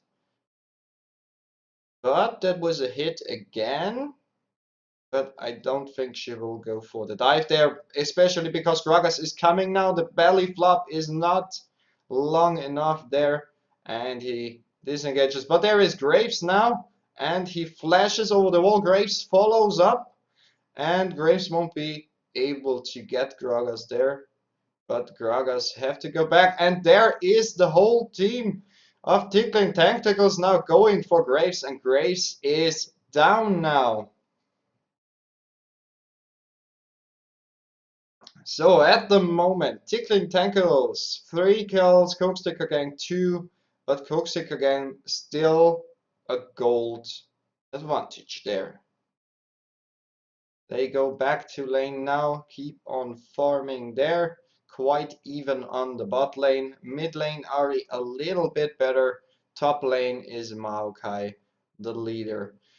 The ability range is too small there for Ari, but Cookstick again pushes there quite hard, but Karma is coming now as well to defend. And there is the slow from Trundle. The chain is not enough there. Caitlyn got a lot of damage there, and even more with the boomerang from Civi there. LB just trying not to die here, but there is Gragas. Ari triggers her ultimate and gets away. And LB again below 10 HP. That were actually like 6 HP or something. So this is the god of calculating how much damage can I take. This was again so risky. Second time LB got away. It's very, very low. Now Gragas trying to get there. Here comes the Caitlyn ultimate and kills Karma. And Sivir should be able to get Graves there, but I don't think she survives that. But there is Cookstick again and gets Gragas as well. A triple kill for Caitlyn there. But Trundle did not see the tower attacks, and that's a kill for Gragas. 5-5 now. Cookstick again, still in the lead. Not much, but it is a little bit. Farm in the mid lane is still a little bit better for Ori, but LB has already 2 kills now. On the top lane, still Maokai already hitting the 100 mark. Bot lane still quite even, although Caitlyn has already 4 kills now. Ari going for the mid tower, and very risky play of LB here, which did not do anything at all. She got a lot of damage there, but was not effective. Gragas now going for the mid lane. And, well, Ari did see that coming. Gets a little bit of damage there. On the bot lane, there is a lot of action right now. There is someone coming. The whole team is coming now to the Drake pit. Trundle already there. Takes a lot of damage there, but can get away. Blue team, Tickling Tentacles getting the snail crab there, additional vision at the Drake. And now they try to go for Ari, but Ari just flees away, which is very good. Graves here now for her supporting and just helps a little bit farming there. There's the Caitlyn ultimate on LB. And now we have a 4-on-3, 4-on-4 in the mid here.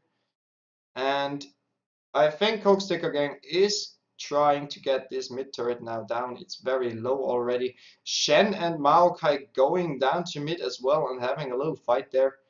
But nothing to mention here.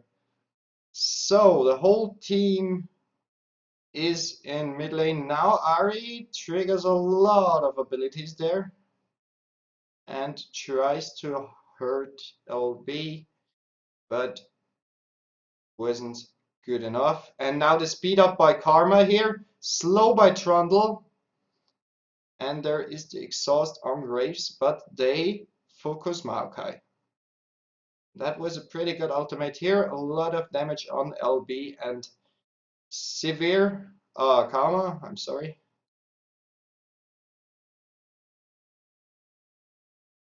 LB just trying to poke Ari here a little bit more. Shen back on the top lane. Caitlyn pushing the bot lane in the meantime. They are close to 2k in advantage. Still 5 kills versus 5 kills. They're running up and down parallel to the Drake. They come up backing up. Shen tries to push the top lane a little bit. There's coming a little bit of damage from Maokai here. And mid lane still tries to get every farm possible. LB 2 kills, Ari 1 kill, Ari 20 CS in advantage there. That is an important camera there. And now they are getting the Herald there. So that is the possibility for taking Tacticals to get a little bit in advantage there. But here is Ari, and LB can do it again. Very, very low there. But now 3 going for Ari, but there is now Graves as well. He triggers a lot of damage there.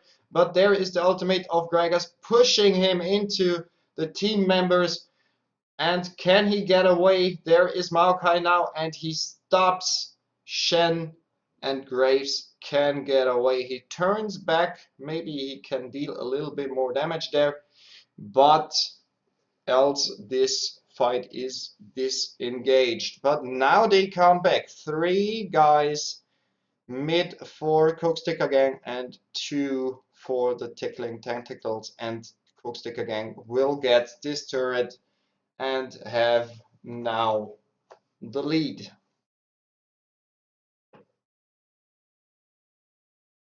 Tickling Tentacles got a 6th kill. I'm not sure where. I didn't see that.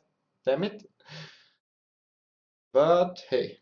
So Coke Gang has the turret. Tickling Tentacles though have the Herald. So this is again kind of fair trade there. Graves coming bot lane for assistance. Sivir alone there. 3 guys from Coke Gang there. And Sivir has to fight to defend her tower. I think she does not know that Graves is here as well. Kama here now as well. No fighting right now. When will they engage? Graves is waiting. And now he engages. Trundle, the slow, and Graves dealing a lot of damage, but gets exhausted and gets a few hits there, and the flash from Sivir, and that hit was not enough. But there is the TP as well from Coke's Ticker Gang, and Ari is here as well now, and they are destroying the Tickling Tentacles. What can Shen do now? He goes below the tower, but the tower won't stop them. And that is the dead Shen, but LB comes and gets a kill there. Belly flop from Gragas, and the ultimate as well. LB heading for Maokai. Gragas killed Trundle, now both on Eri. And they get her. They get her now, and LB got Maokai. That's an ace for Tickling Tentacles now. Now they have time to push. Graves already alive again, but the death timers are around. I can't see it. The quality is too bad. I'm sorry. So, Tickling Tentacles getting here the tower as well. Top lane, no tower, but mid lane is getting pushed now by Sivir. And on bot lane, LB and Gragas got the bot tower. Kama strafing around in the river, poking Trundle a little bit. There are now 2 members, but they didn't see Trundle coming there, okay? Jungling off the bot lane here. Trundle heading up for mid lane, but there is Sivir and Kama. Graves and Caitlyn not far away. Now Ari is in trouble here. Gets over the wall with her ultimate. Trundle slows here. Sivir triggers her ultimate there. And there is the binding of Kama. And they poke Trundle away with the Gragas ultimate. And they do anything to push the Coke Gang back, because although they died, they are still in the gold lead and push hard. Shen now defending his tower there, gets Maokai away and saves his tower. But now Cooksticker Gang is going for Drake as well. This is a very, very close match. Red team got it there without any problem, but there is Trundle in some difficulties and LB got the kill there. Tickling Tentacles, another kill. And Graves has to reload there and is waiting for Ari to get the blue. LB defending mid lane. But LB has already 5 kills. You should not underestimate LB with 5 kills. Ari 222. Caitlyn though got 522 and Severe 322. So a lot of 22s. Here, speed up from Karma here and the binding fits. Gragas dealing a lot of damage there to Maokai, but Maokai is too tanky. Graves now helping and hits there. The Gragas ulti knocks Maokai back into the team. Maokai is dead there. Graves deals damage, but he takes even more flashes away there and is safe for now. But the Tickling Tentacles get now the top tower as well and are again a tower ahead of Cooksticker Gang. Bot lane, Cooksticker Gang is pushing there and tries to worry Shen. But on the top lane there are 3 versus 2. But they don't fight, they back up both. Shen now engaging there, gets slown by Trundle. And he gets a lot of damage there, flashes away. Trundle still chasing, now he backs off and decided the tower is more important and they get the bot turret as well. So now even turrets again. Cooksticker Gang pushing mid lane hard as well. But Sivir is fast in cleaning up those minion waves. And this looks like they are waiting, but there are 4 tickling tentacles. A lot of damage by Graves there. Ari and Graves now running away. Graves hitting LB, LB, LB. Ari pretty low now, dodges the ultimate of Graves, and here comes the whole team of Tickling Tentacles and kills Trundle there. And now a kill for Initian again. And they are chasing now the Tickling Tentacles. But they back off, they can't get it, but they try to get the blue of them.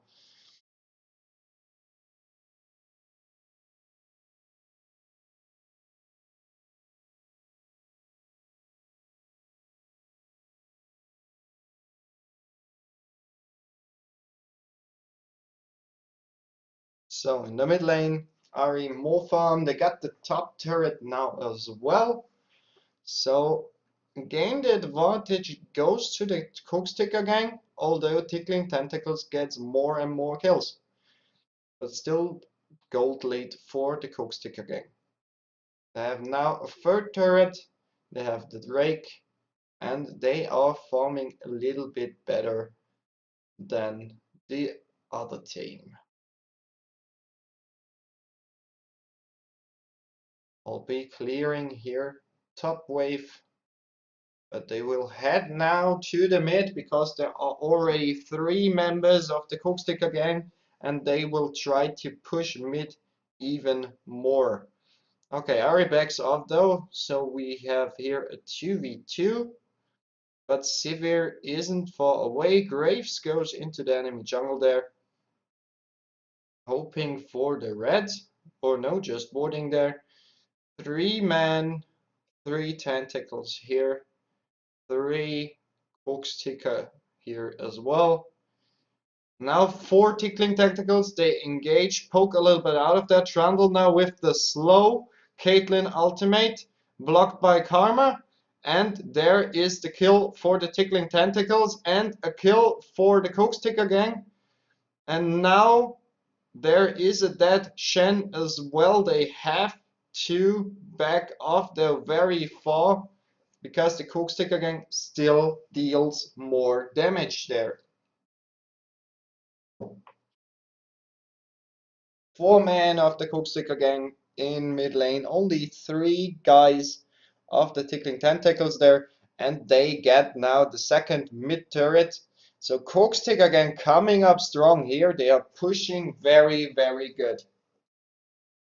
LB tries to fight there and gets away though. And Cooksticker gang already the 4th downer and 2.5k gold in the lead. Braves clearing here the top lane.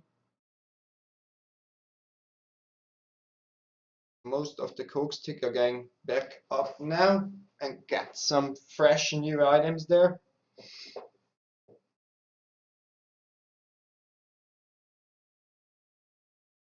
And the Tickling Tentacles try to keep up their gameplay to get kills and kills, but they have to worry about their towers. But now they are going for a Drake. There is a Maokai though, so they know. But here comes the speed up from Karma. And there is Trundle as well. Slows all down. They still try to hit Maokai, but no, they go for Trundle. And now 5 members of the Cooksticker gang are engaging there. And now Tickling Tentacles are in a problem. But they deal a lot of damage though. But they can't finish them off. Flash from LB there, or W better said, but she can't get away. There is the ultimate, and now Cooksticker gang has the wave 3 free for their second Drake, and more stuff and objectives, kills, and so on goes to the Cooksticker gang. 28 minutes now played. Cooksticker gang has the advantage there. 4k now. 2 Drakes, 4 towers. Tickling Tentacles, no Drakes, 2 towers. Tickling Tentacles, 1 kill more. Braves waiting and waiting for Ari. Ari is now there, gets the blue. And there is a pause.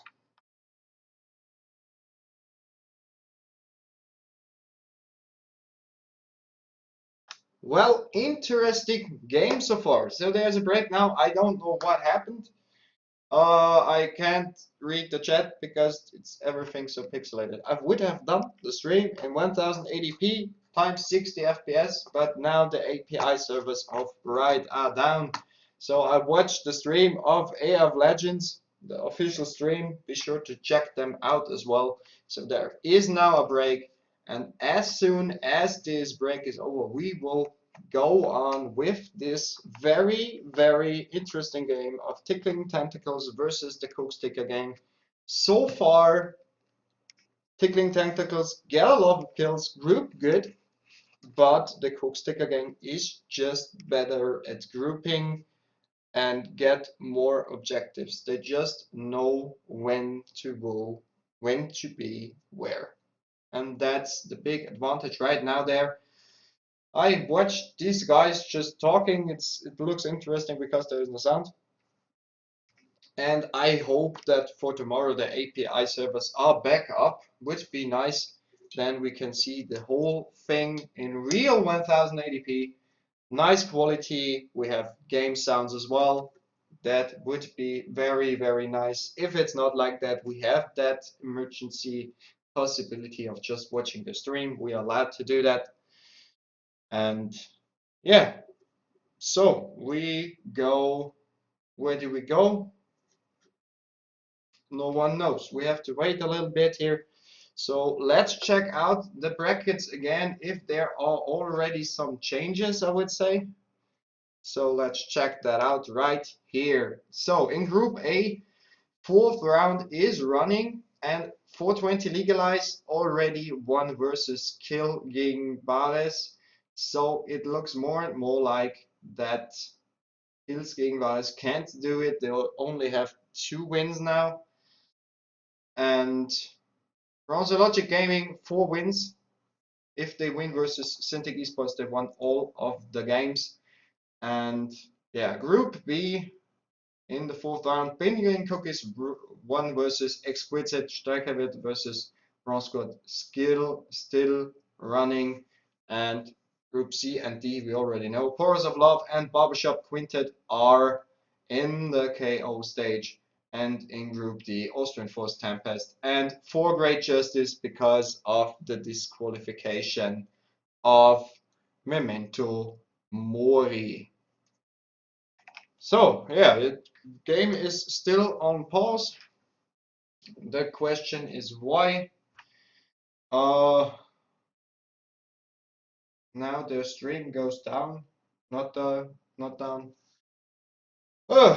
So interesting game till now. The Tickling Tentacles had a very good start, but more and more the Coke Stick again fights back and tries to get the advantage out of every single moment. They just tried, they do good, and it looks more and more like the Cooksticker gang will turn this game to their favor. So, still break, but it resumes right now. So we are back into this game and they carry on playing as nothing happened. So, Cooksticker gang, the time to push further and further. I think the problem is that LB does not or is not able to use her strength here. She has 6 kills, which is amazing for LB. We have a Morello, we have the other damage items, the needlessly loud.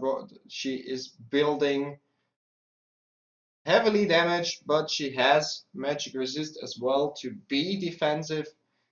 Although she could be here the heavy carry, but she gets here a lot of damage by Ari, and she is not dead. That was the clone. Whew. So LB is not really able to trigger the damage that she could do because the Coke Sticker gang is just grouping too good here. That is really sad.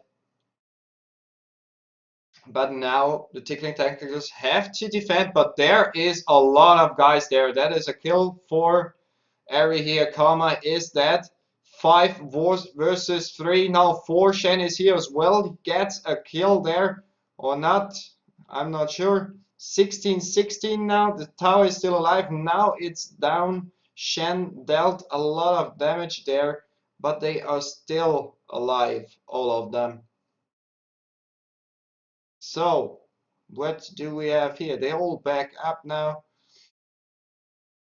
and get ready to buy new items and to have even a bigger advantage there. They already have 5 towers now and 2 drakes with a gold advantage of 5k gold, which is not much compared to the other games, but the other games were all very, very, very one-sided though. But this is definitely the closest match till now, and it's very exciting game. Already 31 minutes and the teams are quite even. So Coke Sticker gang a little bit of advantage here, but that is not the set game. Be careful with buying CC rod portals. You may be disqualified of the tournament there. Sorry, I had to say that. I'm still not sure how I really should think about the Memento Mori disqualification. They played so good and yeah. Whatever. Tickling Tentacles already grouped there in mid, but we have 4 members of Cooksticker Gang there as well, but now they split a little bit up. Maybe Tickling Tentacles can pull out someone of there, but Graves and Caitlyn are aware of the threat there, and Trundle and Ari are just pushing the mid lane further. The second tower is already gone. Just a little bit of poke there from the side, but they will come nearer and nearer. In the meantime, Shen is defending the bot tower versus Maokai, and before other members of Tickling Tentacles are trying to defend their mid inhib turret. Shen trying to deal a little bit of damage there and to stop Maokai from coming here. Now the whole team comes down, both teams here, 4-5 versus 5. And now who will engage? Here comes the speed up. The ultimate from Gragas pushes them to the turret. Now a lot of damage by Gragas. Here comes the change on Maokai. Maokai goes in though. Ari dealing a lot of damage from the brush, they don't even know. One down of the Tickling Tentacles. Still a little bit of disengage there. A nice try of LB. Ari still trying to poke a little bit. Trundle here stops Sivir from getting Ari. And there comes a lot of damage out of Ari's balls. That maybe was a little bit wrong. You could understand that wrong. Whatever. So both teams backed up and they carry on jungling, farming, backing up, getting items, and the top lane minions are pushing heavily to the advantage of the Cooksticker Gang. The gap between those teams is getting bigger and bigger, although the fights are not always big wins in thinking of kills, because there are not many kills falling in such team fights. It's just a strategic point there that you may get 1 or 2 kills and use this as a small buff.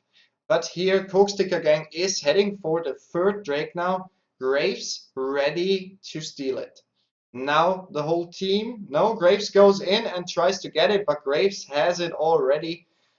And now they have to back off, but they are already 5. Here's the fight, another beautiful ultimate by Gragas, and they go in. The distance is still big. They try to fight on distance. LB in trouble here. The chain of karma, but Ari now in the mid lane, fighting. Cookstick again gets another kill, and that is not a dead Gragas because it was blocked, but Trundle is now dead because of LB. So 1-4-1 now. Now they raid the enemy jungle and try to get some buffs out of there.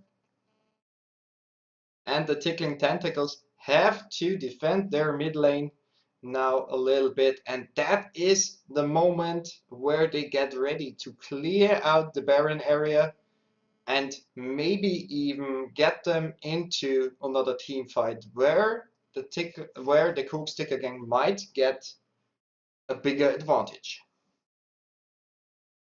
The thing is, if they go just 5-on-5, they are kinda equal. They play very, very good. Both teams are there pretty solid in such team fights. Still, Cooksticker Gang ahead, and maybe they go now for the Baron. But there is already a lot of wards by Gragas there, but they clean it up. Gragas in the brush, backing up there, and Shen defending the bot lane versus Maokai. Graves and Trundle cleaning the vision, and now they might start the Baron. No, they are doing a trap here. They stand at the wall and wait for them to come. But they ignore it. They just carry on pushing the mid lane. Maybe they get even the tower, but Graves is already there. And they get the turret. Turret for the ticking tentacles, the third one already. Nice poke here from Karma, a lot of damage by Cive here. And there is Maokai as well. And now LB might be in trouble there. And they are already 4-5 again. 5 versus 5 again. Here comes the Gragas ultimate, knocks them back. Though they can get a kill there and get another small kill, which could be the strategic advantage of the Cooksticker gang. Now they have to defend the bot turret. 4 versus 5, 3 versus 5. LB has to go back. 3v5, 3v4. They get the turret without any defense. Would be crazy if they tried to defense there. For the tickling tentacles, the top is very far pushed. The minions are already hitting the towers, so maybe they could do a little push there, but Trundle is already there cleaning up those 2 minion waves to secure the tower. Else it would be even more close. So in the moment, around 6.5k advantage for the Cooksticker gang. And there is the engage of LB, gets a lot of damage there, but gets the kill on Ari. And somehow they can get closer and closer to the Cooksticker gang. Question is, how will this thing progress? If the Cooksticker gang finish them off, it's over. If the Tickling Tentacles finish them off, it's not nearly over, but it's already a good point for the Tickling Tentacles. So that the next team fight is a very important one. At least the result of that. If only 1 or 2 dies again, it won't matter that much. Especially if the tickling tentacles do it, because it's not much. There is another CC rod portal. Be careful not to be disqualified there. And now they go ham on the Cooksticker gang. Now they have their Maokai binded, another bind. And now they hit him, but he's too tanky. And now he engages there, and that is actually pretty strong. So he gets the kill off. And on the mid lane, Ari goes ham. Sivir tries to fight Graves back. Ari still fighting there. Gragas very low. Can he get away of Ari? Nice dodge of the binding, but that was not enough. There comes the Q of Ari, and Gragas is done as well. So 3 for none. So all of the Cooksticker are alive and go now for the Baron. And that might be the deciding point of this game.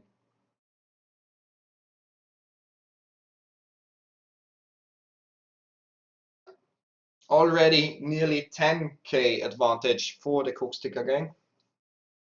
And they will use now the Baron buff to get this last advantage they need to win this game. So they heavily push the bot lane, which is the weakest lane of them, which is at least the most pushed in all the time. Shen defending the top lane there. And they push really, really heavily just the bot lane.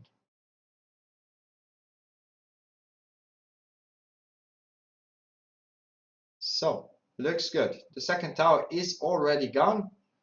Went down at the 5v5 fight on the bot lane. And now 2, nearly 3, 4. 4 members now of Tickling Tentacles here. The charm did not hit. Now 5v5 on the turret.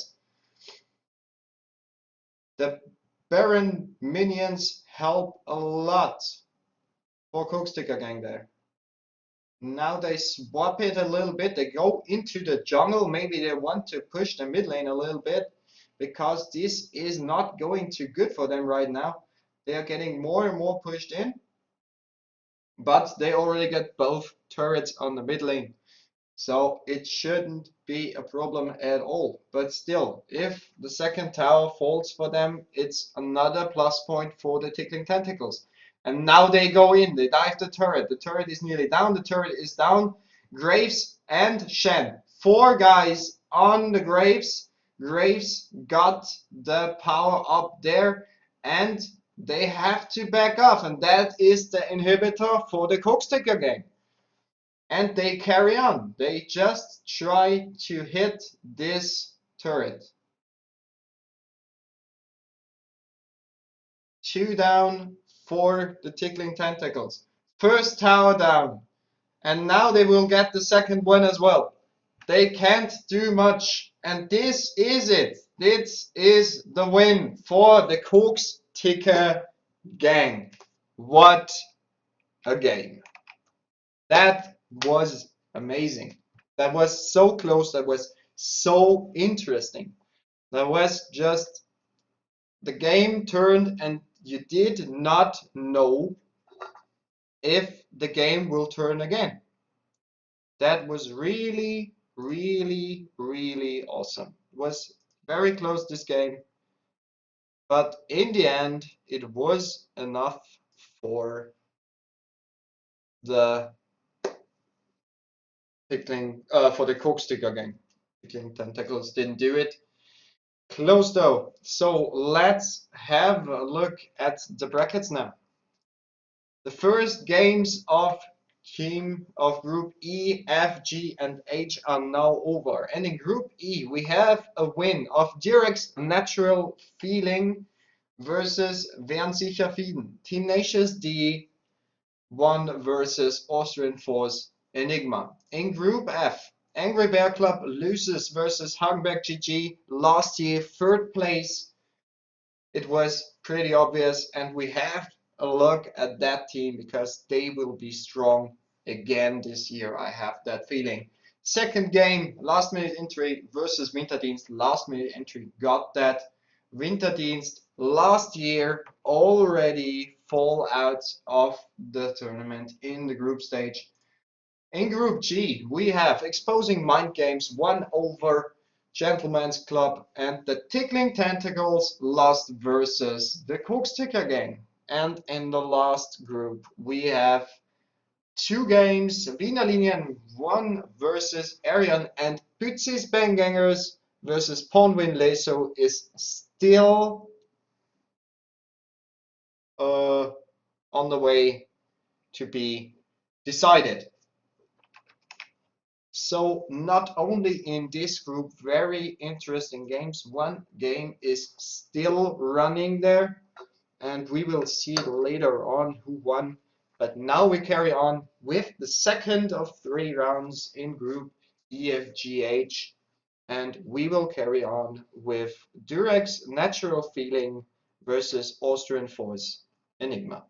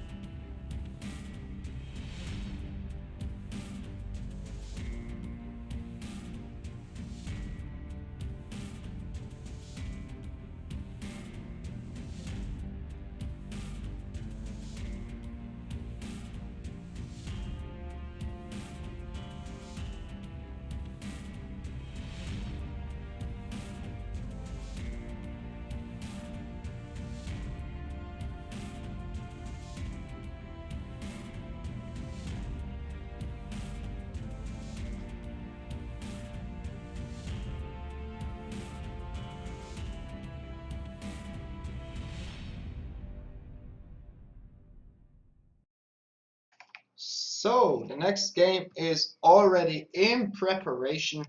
So I thought we will have another look at the recent brackets. So in Group A, we have 4 played rounds now. Kills King Bias 1, blah blah blah blah blah. We know that fourth round, 420 Legalize 1 versus Kills King Bias and Bronze Logic Gaming 1 versus Cintiq Esports LOL. So that was the last game for Bronze Logic Gaming, and they already have all games won. So 5 wins. Second place in the meantime, Cintiq Esports LOL, and right below is Killing Baris and 420 Legalize.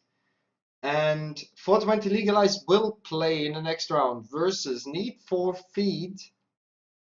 So they might come up, and Killing Baris plays versus Cintiq Esports LOL. So if Cintiq Esports LOL wins, he will go up into the KO stage. Else, this will be interesting about Legalize and Killing Bares. If they both win, the shortest game time will decide. In Group B, we played all 5 rounds, and in the last round, Penguin Cookies won versus Streckerwirt Gaming, and Austria Force Incentive won versus Explicit Bronze Squad 3. So Austrian Force Insanity 5 wins as well, and Penguin Cookies 4 wins will proceed to the KO stage. In Group C, we have Barbershop Quintet and Powers of Love are in the KO stage. Group D, Austrian Force Tempest and For Great Justice because of the disqualification of Memento Mori. Group E, they already played 2 games. Well, they didn't. The one, Durex Natural Feeling, Austria Force Enigma is starting in the next moments, and Tenacious D 1 versus Wernsicher Fieden. So Tenacious D, both wins. Durex Natural Feeling is waiting for the second win versus Austria Force Enigma. In Group F, we already have 2 rounds played. Hagenberg, GG, and last minute entry are the best here. And yeah, Angry Bear Club still in game, so there is still a chance for them to have 1 win as well. Or last minute entry will get a second win. In Group G, they are still playing in the moment. Exposing Mind Games and Coke Sticker Gang are the leading. And in Group H, the games have to be played as well. So Pornwin, Lesu, and Wiener Linien are still number 1 there. So we will have a look. The game is loading basically. So we see us in a few moments for the game. Durex Natural Feeling versus Austrian Force Enigma.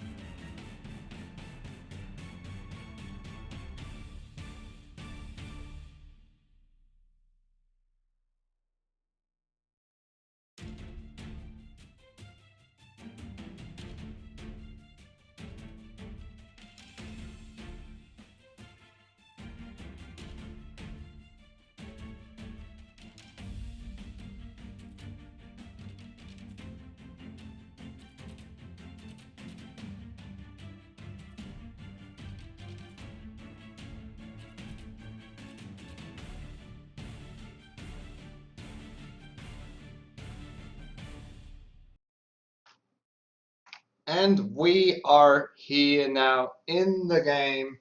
Austrian Force Enigma on the red side versus Durex Natural Feeling on the blue side. Sadly, still no sound because of the API server problem of Riot Games. I can't spectate it on my own, so there is this problem. Hopefully tomorrow we will have this connection back again and we will stream it in real 1080p without any pixels to count.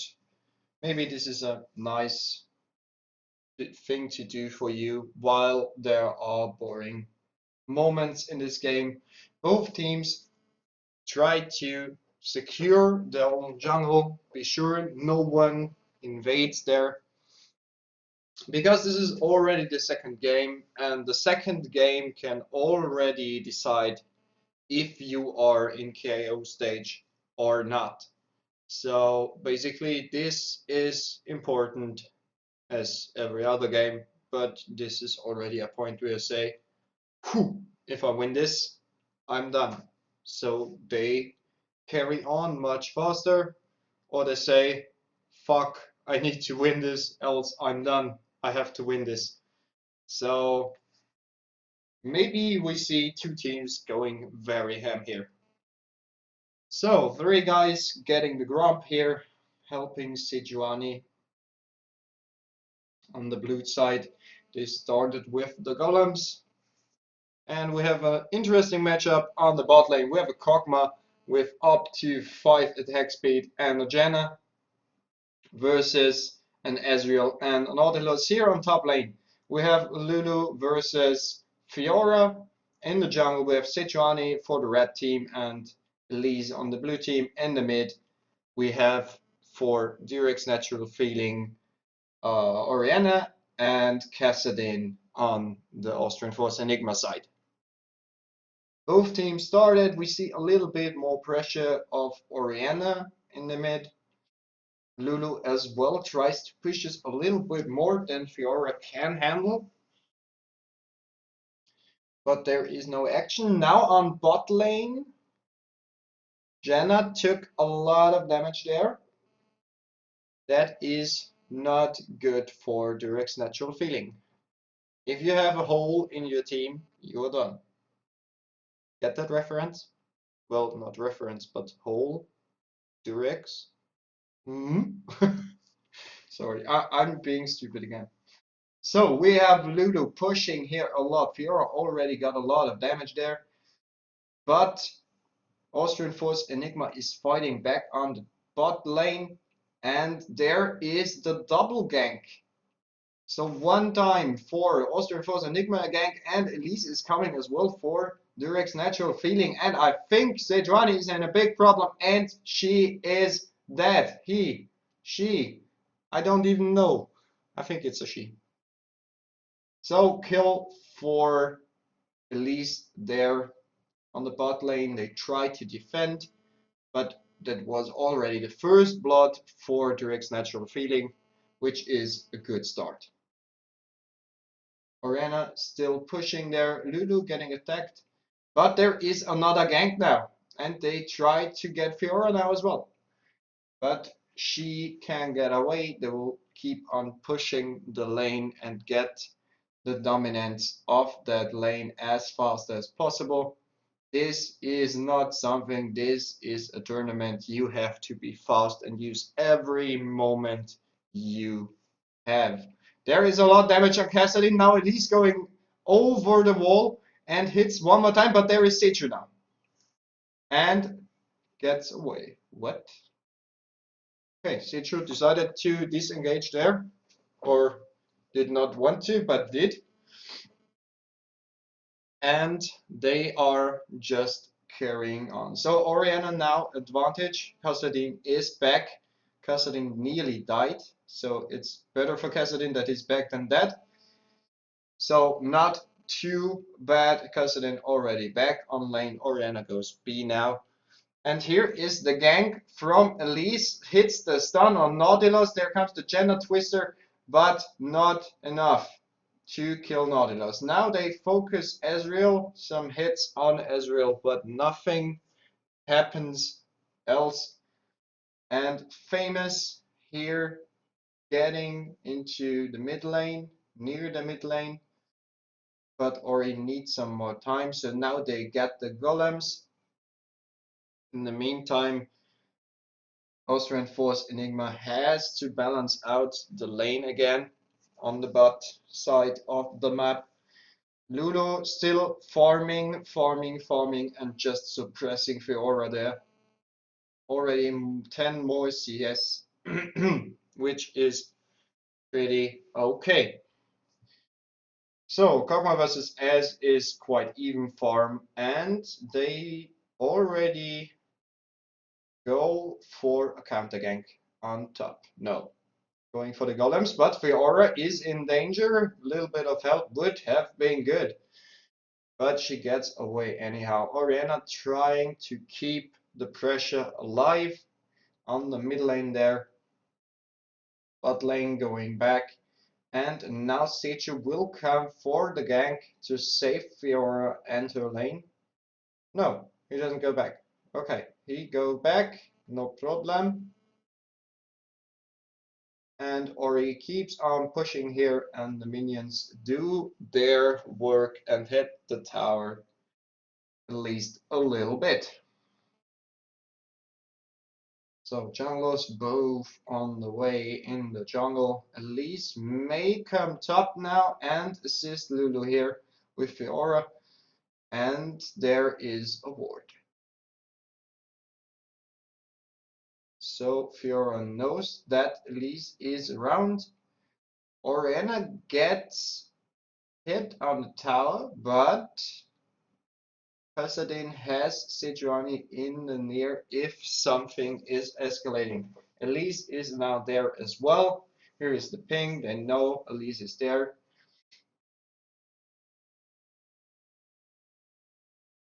So Fiora tries to keep up with Lulu. Ah, Blur is not in the brush. Never mind.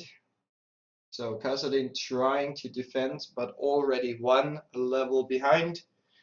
And Fiora pushes the top lane while Lulu is back in the base.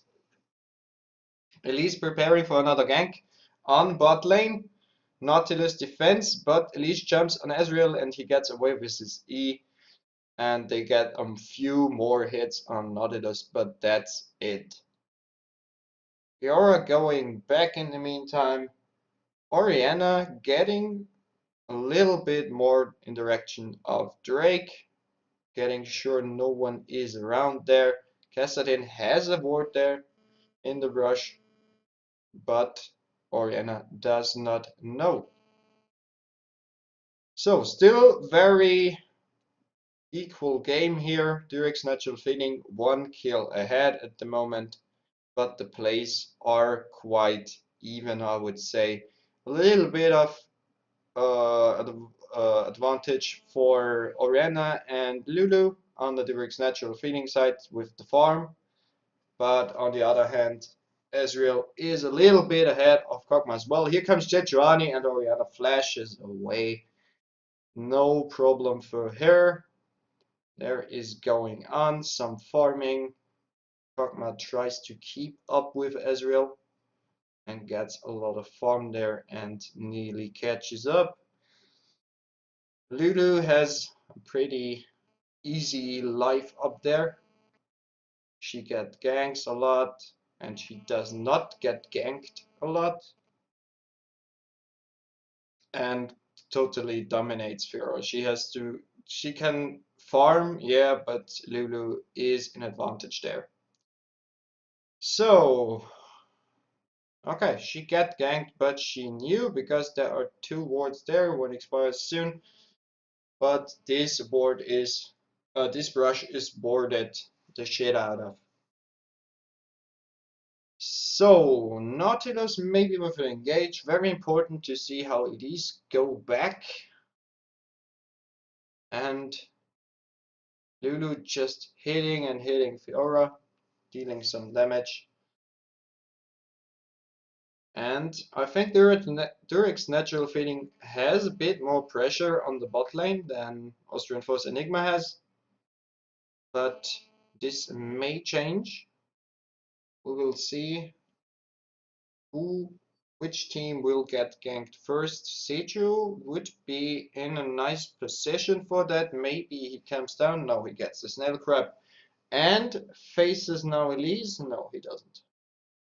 He went away there and just securing and running to the next jungle camp there. Lulu, good pushing the top lane. Fiora needs some time to defend her lane. And in the meantime, Elise is getting to the bot lane in case someone will engage her or they will engage themselves and be ready for that. But it seems like it's no use now. Yeah. Sejuani in the meantime at the Herald. And Fiora is there as well. So they might get this. Elise now coming for another try to gank. But they know. Just sending in a small spider. And the red team got the Rift Herald and the buff goes to... We are not allowed to see it. Okay. Never mind then. Are getting a little bit of damage there? Kassadin is trying more and more to secure his lane there. And Fiora has the buff now and can push the lane even better. Ludo deals a lot of damage there. But the buff minions would be a problem. There is maybe a bait going on top lane. Fiora wants Lulu to run into Sejuani. I said top lane. Hook. Okay, Sejuani backed off. So no engage there. And after 12.5 minutes, still quite even. Nurik's natural feeling in the lead with 1 kill. But nothing else happens. No tower, no drakes. Just a herald for Fiora. But nothing else happened till now. The farm still Lulu ahead a lot. Mid is already a little bit in front. Bot lane is not mentionable. It's just 10 CS more for Israel.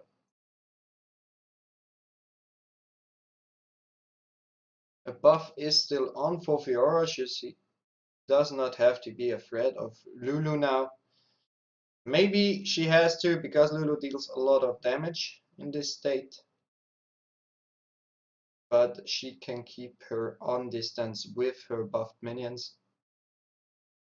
And there shouldn't be too much action there. Fiora pushes and pushes.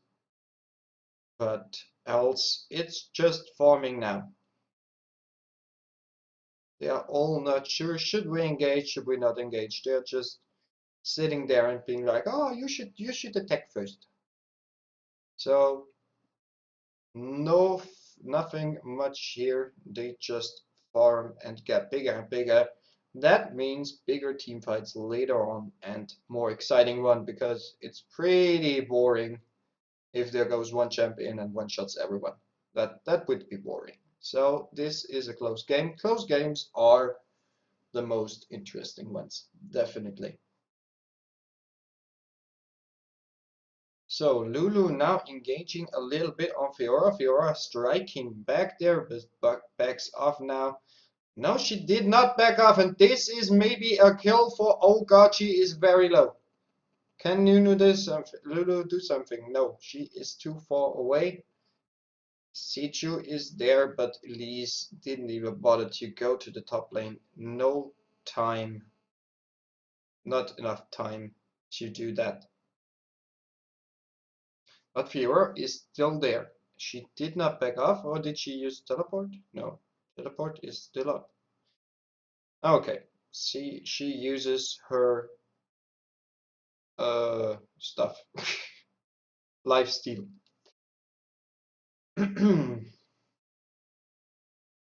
Bot lane gives here a little bit more pressure on the Durex natural feeling side, but still mostly farming, and Ezreal is a little bit in front, but there comes a good engage from Nautilus, and Sichu is there as well, but the stun did not hit there, and Janna could keep them on distance with her Twister. And now they get maybe Fiora. Oh, Fiora, a lot of damage there, triggers her ultimate. What is Elise doing now? Trying to get away. Now Ludo kills Fiora. So this is the second kill for Direct Natural Feeling. Janna very low, but tries to protect the ADC, and Kog'Maw gets away with around 10 to 20 HP there. Teju a little bit late, but maybe he can secure the one or other kill, but he does not know that they are still there in the rush, porting back. This would have been a good kill for Sejuani. Will be a double kill, but now they head for the Drake, and they could catch up with their natural feeling in that way.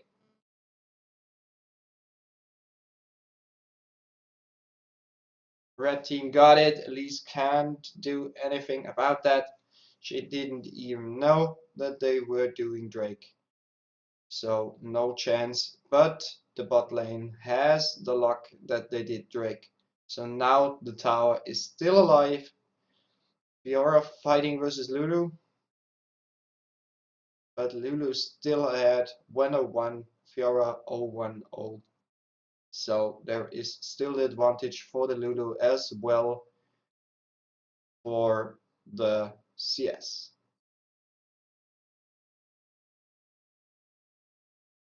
Mid is a neutral thing as well, but here bot lane tries to push a little, or now they went to bait. Also reinforce Enigma into the brush. And here comes a gank from Sichu. Kassadin going in. The ultimate of Sichu fits. Orianna ultimate did good. So Ori survives and made both low, which is very nice trade here. Perfectly disengaged this situation and saved her own ass. And now they're going ham. Elise is there. 2v2 now, but the tower is on the side of Austrian Force Enigma here. Elise getting a lot of turret hits there. And Lulu got Fiora again, and Orianna got finally the mid tower. So direct natural feeling in the meantime 3k ahead, 4 kills and 1 tower, but Austrian Force Enigma has a Drake. Kassadin getting his blue there. Johnny here to help. This takes a lot of time. Every second is important for Austrian Force Enigma now. So Lulu already 201, Elise as well 201. Janna got an assist, and here comes the gank from Kassadin. Janna with a nice ultimate blocked away Kassadin, and they could not do anything, and Janna got away there. But there are a lot of pings, although they can't do anything about it. Well, as code alt, but a lot of pressure now on direct natural feeding on the bot tower. They try to get it, but the minions are back again. They have to clear this wave, then they can go for the tower. Orianna coming down to the bot lane though to defend it. Gets hit by Ezreal, but clears the minion wave instantly. So the bot tower is safe, but her mid tower is going down now. But there comes the teleport from Lulu. But you get blocked by minions there, and they just clear the minions, so they can't proceed any further. And Elise is now here as well. A nice stun on Seju, but Seju gets away with a jump there, with a dash. And everything disengaged again. There are 5 members of Durek's Natural Feeling now. And Fiora is coming from the back. If they will face her, she will get face planted. So there was an attack on Fiora, but she disabled it with her Pele array. And that is maybe a dead Citrani. Yes, that is a dead Citrani. Too far out there. 5th kill for Durek's Natural Feeling now.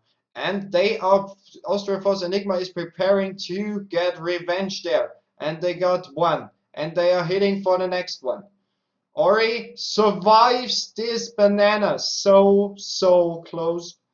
And gets another hit by Nautilus there, but not enough damage. And now Kog'Maw goes for Kassadin. Kassadin goes down. And that is this fight. So 2 kills for Durek's Natural Feeling and only 1 for Austrian Force Enigma.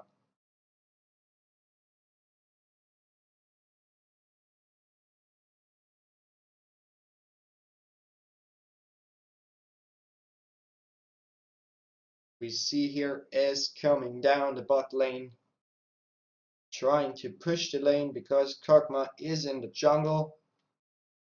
A little bit of jungling and goes back and has now enough gold for his next item. And Ez is chilling there and farming. Lulu as well. No enemy right here, but Fiora goes into the Herald thing, in the Herald pit, but she goes back to top lane, safe way. And yeah, they have no vision at all. A little bit on bot lane, but that's quite it. Top lane, one as well.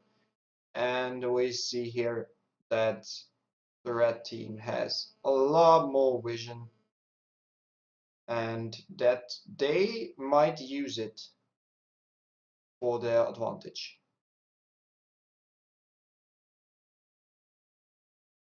Clearing mid lane here. And the blue team is heading for the Drake, I think. But Austrian Force Enigma is there as well. So we will see what they do. Drake is chilling again, laying down on the ground and waiting for stuff to happen and maybe help one or the other team. So they all disengaged. There are some members of Durek's Natural Feeling now here, but this is more for safety issues than for getting Drake. And Elise just keeps on jungling there, but this would be a 4v3. So Elise would be very important in this fight. Seju now here as well, so 4v4 would it be, but Elise is just not coming. And that's the 2v5 now. So Durek's Natural Feeling goes a lot down here. Fiora is that, could not finish off Jenna. And yeah, 1 kill for both teams. And they keep on pushing again. Getting the blue for Kassadin.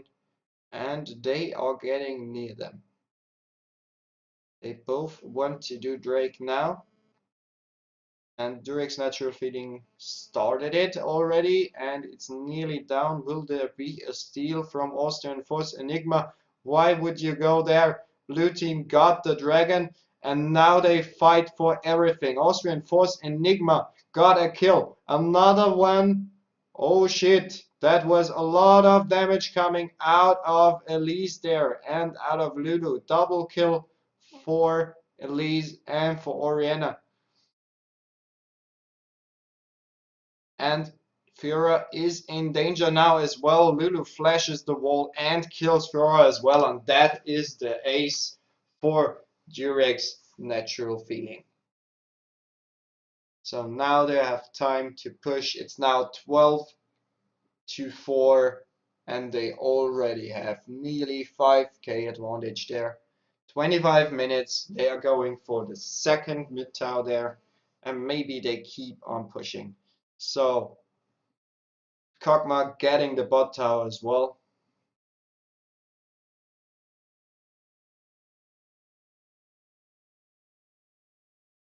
And here they engage again. There is Kefa Samla too far in and is dead Kassadin here as well.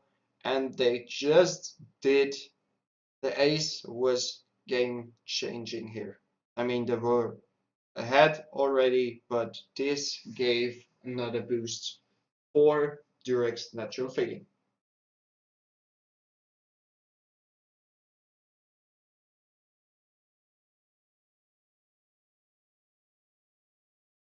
So they push the top tower now as well. Fiora on the way, but maybe not fast enough. Tower is nearly down. Now they turn, but Fiora is here and can protect it. But there are 3 members of Austrian Force Enigma now. And they are preparing a snail crab for the Baron Pit here. Kog'Maw already dealing a lot of damage, 210 farm. Ezreal 235 even. And Lulu still ahead, nearly 50 LCS, CS. Now 3 kills, 8 assists, no deaths, and Fiora just 0-4.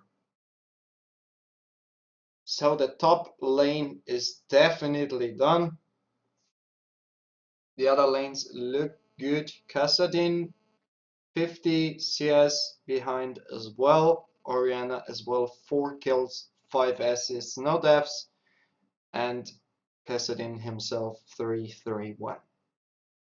Now they push heavily on the top lane, but there are enough members. Here comes Nautilus as well, then it's a 4v4. Nautilus grabs the wall there, and now it's a 5v4, but Kassadin is already on the way. There is a lot of poke coming out from Elise there, and Ori is there as well and deals some damage, but they can't get there. They grouped very fast. Austrian Force Enigma did counter that turret try good. So the anti-Durex Natural Feeling team is backing off now. Austrian Force Enigma getting sure that the jungle is clean and jungle a little bit there. Fiora is still trying to get some more pressure on the top lane to get this tower, but Ori is there and wants to defeat and defend the top lane. So Fiora has to back off a little bit. And in the mid, Austrian Force Enigma is grouping up very fast. That are already 3 or 4 people. 3.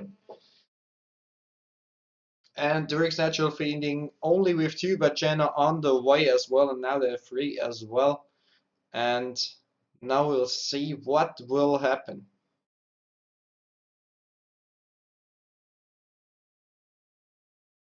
Okay, they are backing off. Durex Natural Feeding is saying, no, that is too risky for us.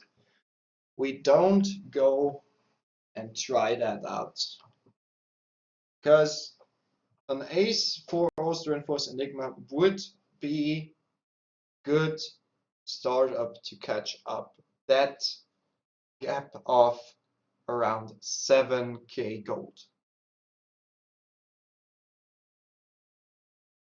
Both teams worrying around about Baron, it seems.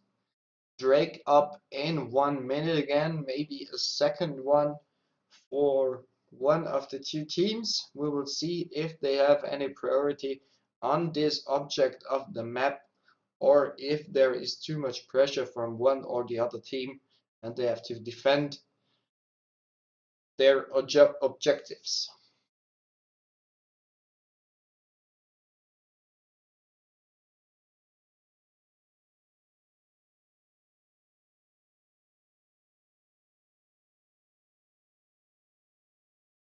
Durex Natural Feeling in the better position. They only lost one tower, but they already got 4 there. And they take every possible vision that Austrian Force Enigma could have and be sure that they rule all of their objectives on the map and that they won't lose anything. But Austrian Force Enigma is there around Drake, but they back off again. And now Durex Natural Feeling will take the Drake, I guess.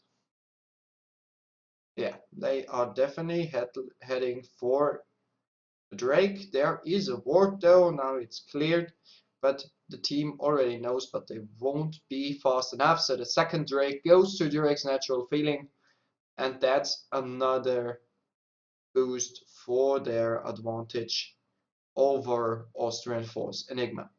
Now they push S3 a little bit the mid lane, and now they are heading for the top lane. They want this tower, or they want to secure the vision around Baron, which is good as well. And they already start Baron. They go straight for Baron right now. Austrian Force Enigma already coming and checking the vision, but they know now. There comes the TP, the try. Blue team got the Baron, and there is a big shockwave of Oriana now. Can Austrian Force Enigma do this team fight? They go down. They go down very fast. 1-4-2. Another one down of Austrian Force Enigma. Sejuani and S trying to flee. And that's a triple kill for Kog'Maw now. Ezreal just poking and trying to get away there. And that's already 10k advantage for Durex Natural Feeling. And they have the Baron buff as well on 4 of their team members.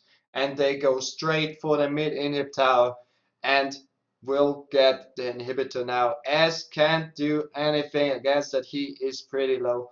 But they already back off again. Maybe they could have used this opportunity, but the death timers are just too low. They go around and be sure that they push the other lanes as well. The bot lane is in danger, but Elise is there as well. And they get the top tower as well. And now they have 6 towers and more than 12k advantage.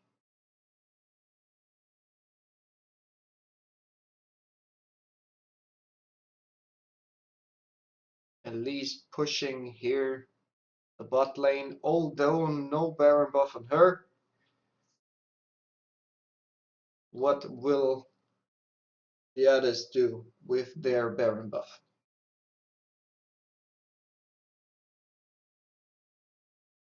Sejuani clearing vision wards in his own jungle, because it is really a big vision advantage for Durex Natural Feeling here. They ward much more in the enemy surrounding and at the objectives. In the meantime, Austrian Force Enigma only wards their own jungle there, and be sure nobody's in there. Fiora now going ham on Elise, but they are 4, and that is a dead Fiora there. That was just a too big group for the Fiora. 18-5 now for Durex Natural Feeding, and they are pushing bot lane more and more. Az and Kassadin try to defend the second tower of the bot lane, but this is going down fast as well. And now they are straight heading for the inhibitor tower and will try to get the inhibitor as well. Fight carries on. Elise is quite low, but the attack speed of Kog'Maw is just too big. The inhibitor is nearly down, but now they have to back off. There are too many Austrian Force Enigma guys. And what will they do? Can they do the last hits? They can. The second inhibitor is down now, which is another big step for the win for Durex Natural Feeding. We are already over 15k now. advantage, so they used Baron buff very good, and they keep on pushing everywhere. But Austrian Force Enigma has to clear everything now. 2 lanes are infected with super minions, which they have to defend their lanes from.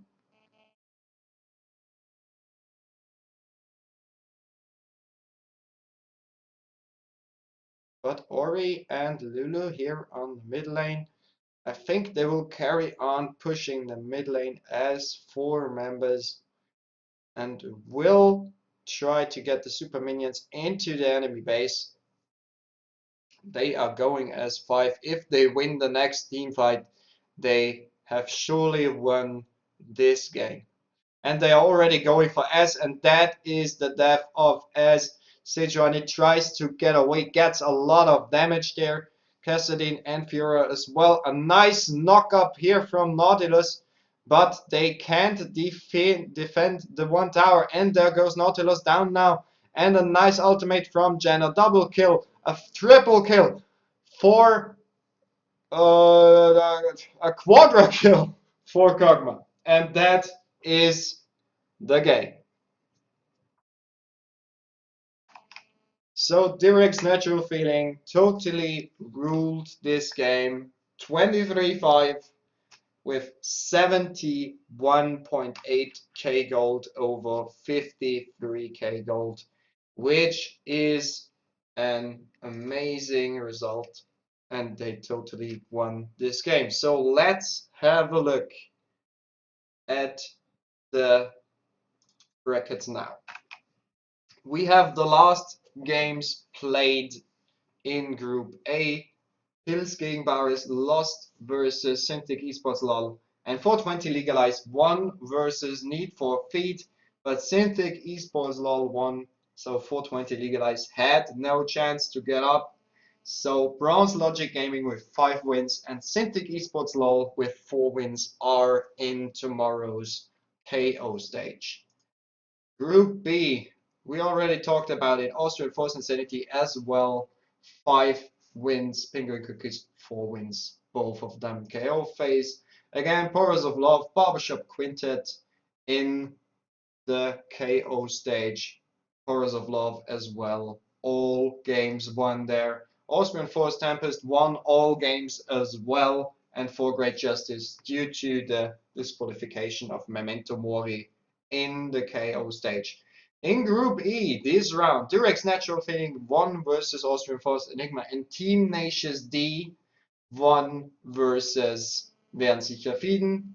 So Durex Natural Feeling and Team Nations D both with 2 wins, and they will play the next round against each other. We won't have a look at that, sadly, because I can't decide which games we watch because of the API server thing. I think I said it often enough.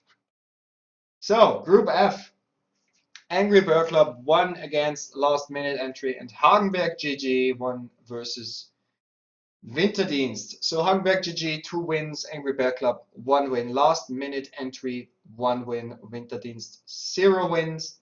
Next games will be Angry Bear Club versus Winterdienst and Last Minute Entry versus Hagenberg GG, and we will watch this second match of Last Minute Entry versus Hagenberg GG as our today's last game.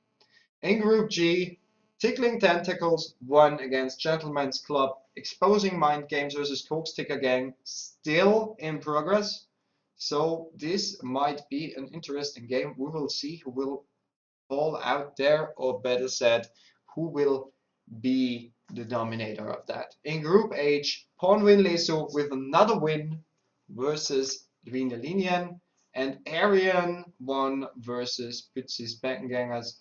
So there is Pornwin Leso with 2 wins, and Arian and Wiener Linien are behind that with 1 win. So Pornwin Leso is already surely in the KO stage.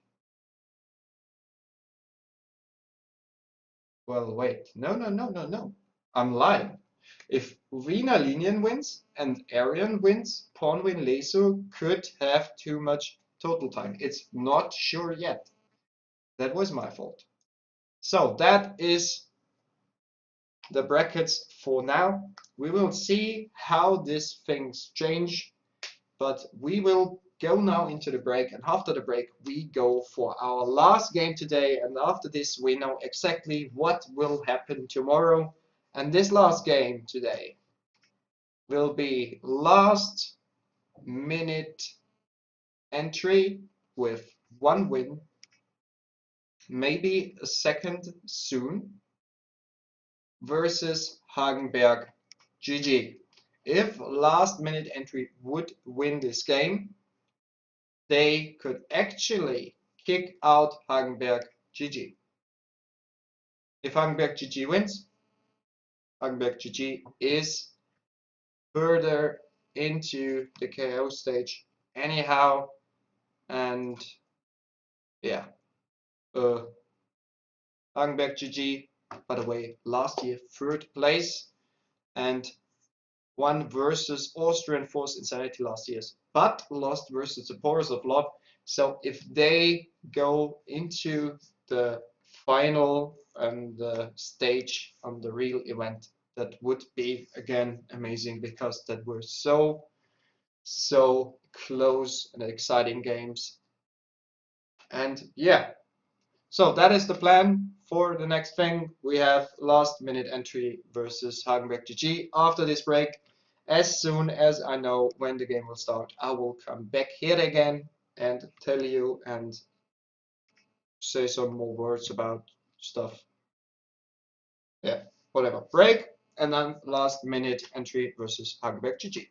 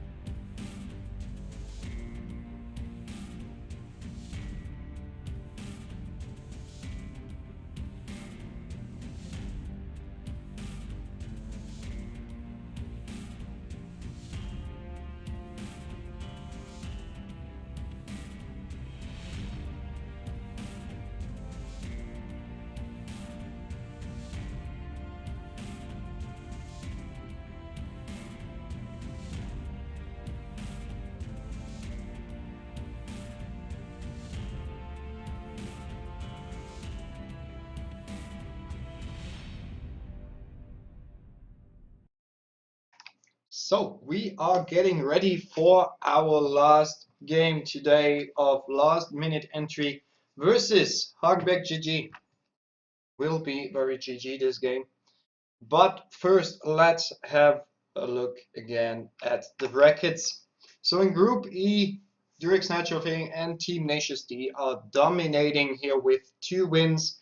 And now Durex Natural Thing will play versus Team Nations D. Would be better to watch this game, but I can't decide. I would do that, but I have the whole stream of Legends because the AP servers are down. But anyhow, thank you to the AF team for giving me the rights to do this. So they will play against each other, and Austrian Force Enigma will play versus Wernsicher Fieden. In Group F, we are nearly done. Angry Bear Club already played versus Winterdienst. Winterdienst is gone. No wins at all. And we will watch the last Group F game now. Last minute entry versus Hagenberg GG. And as you can see, if last minute entry wins this game, there is a chance for them to get up. So if there is an ex aequo in the standings, the team with the lowest total game time is the higher ranked. So if last minute entry wins very fast versus Hagenberg GG, they could actually kick out Angry Bear Club or Hagenberg GG, depending on how long these games were. The other hand, if Hagenberg GG wins, Hagenberg GG and Angry Bear Club will go on to the KO stage, which will be streamed tomorrow as well by me here on gaming.micro-starting.at. In Group G, we are already done. Nearly Koks Ticker Gang won another game versus the Gentleman's Club. And Exposing Mind Games versus Koks Ticker Gang was not entered yet somehow. So we don't know who won there, although it's already over. So this winning stage or whatever is not verified now, which is weird. And Exposing Mind Games versus Tickling Tentacles is right now this game. And in Group H, we are done as well. So Pawn Win Lesu won against Arian and Wiener Linien against Pützis Bangangers. So Pützis Bangangers with 0 wins and Arian with 1 win are not in tomorrow's KO stage, but Pawn Win Lesu with all wins and Wiener Linien with 2 wins will be right there. So we have a look how far AF Legends are, and I would say in 3 to 4 minutes we should be in our last game, last minute entry versus Hagenberg GG.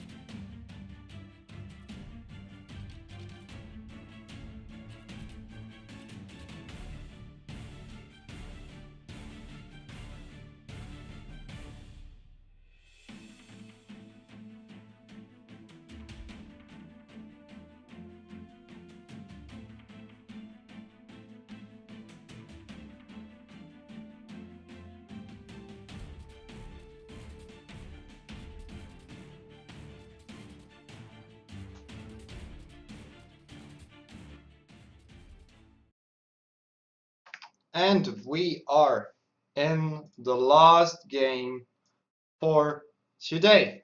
So we have on the blue side, last minute. No, we have shit. Sorry, I have to change that real quick. So we have Hagenberg GG on the blue side and uh, last minute entry on the red side. I had to fix that. It was the other way around in the plannings. Something weird happened there without any doubt. So we are now in the last game. Hagenberg GG on the blue side last year, third place. They already played versus Porous of Love and Austrian Force Insanity. They won versus Austrian Force Insanity, but the Porous of Love had just one lose, and that was versus Tick, Trick, and Duck, who are not here this year. Maybe in another name. I didn't check out that exactly, but hey.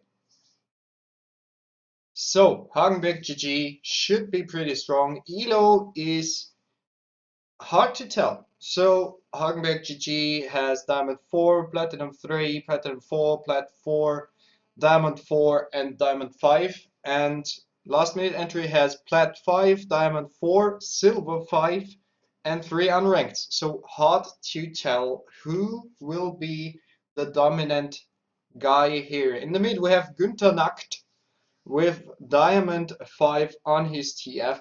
On the bot lane there is already going on the first fight, but they trade here very fair. So on the Hagenberg GG side we have X-Time teams with Lucian and I didn't see Kinney, I think, on Blitz, and last minute entry has their Sivir and Lux. In the mid, we have Günther Nacht with his TF versus damn it. Why don't I know the name now?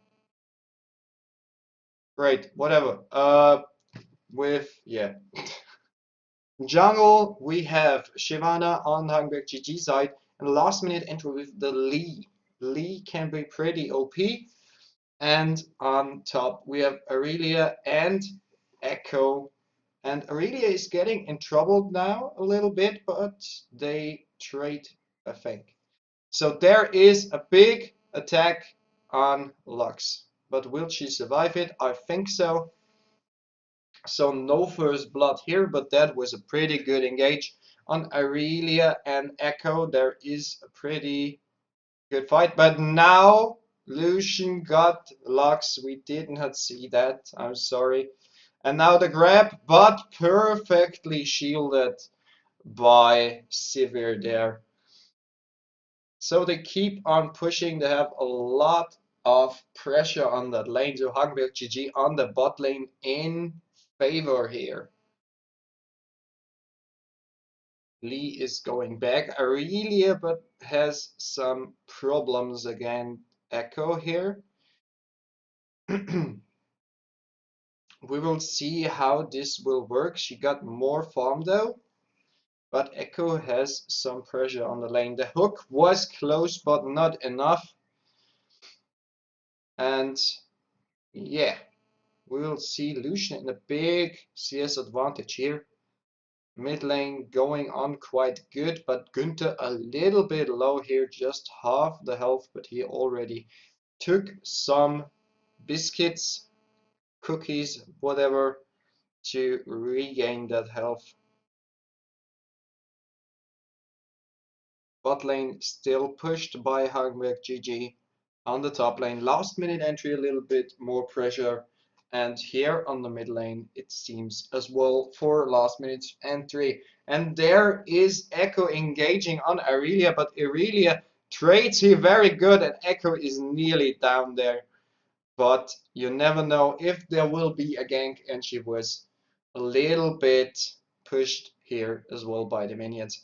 Here, the gank from Lee. Lucian gets Lux a second time already, and Lee can't do much and already backs up there. Really a big advantage now here in things of hurting the enemy champion.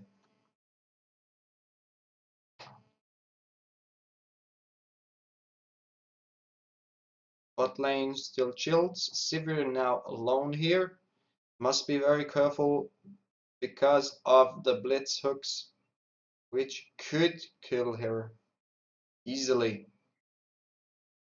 Really a farming there. Only last hitting.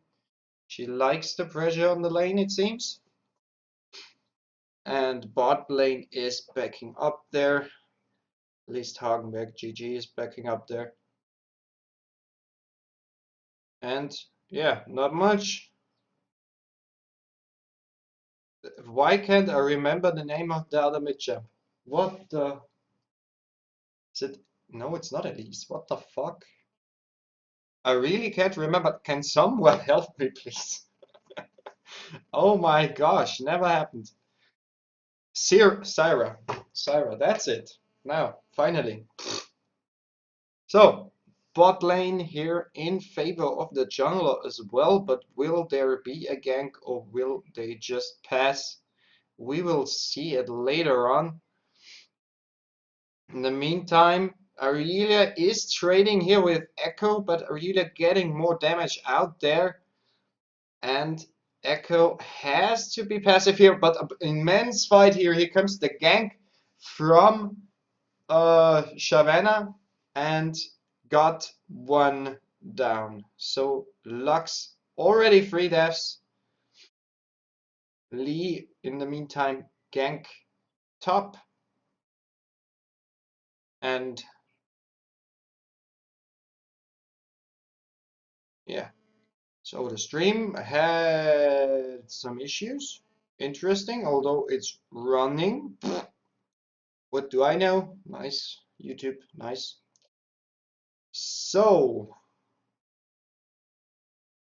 finally.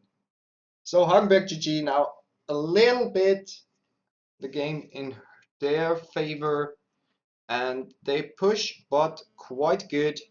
They have a little bit of problem maybe on top lane, but shouldn't be a problem because Aurelia is pushed very hard, but she gets a lot of CS. She already has 58 CS. Lucian versus Sivir 63 versus 29, and Lucian has 3 kills as well because of the Lux.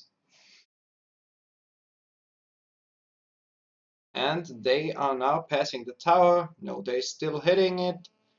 Sivir and Lux are going on distance to be safe there. Echo farms and defends his lane. In mid, Syra is putting a lot of pressure on the lane and already killed TF one time and has 21 farm more than him. So bot lane keeps on pushing and trying to get this tower, but there is a lot of action going on. Günther gets Katsuko here and 3 versus 2. 2 versus 2. 2 versus 1. Okay. My bad. It's a long day. So Echo playing and farming. Günther getting some vision here and Sivir fights for her tower now. But she has she triggered the shield now, but Blitz Hook did not hit her.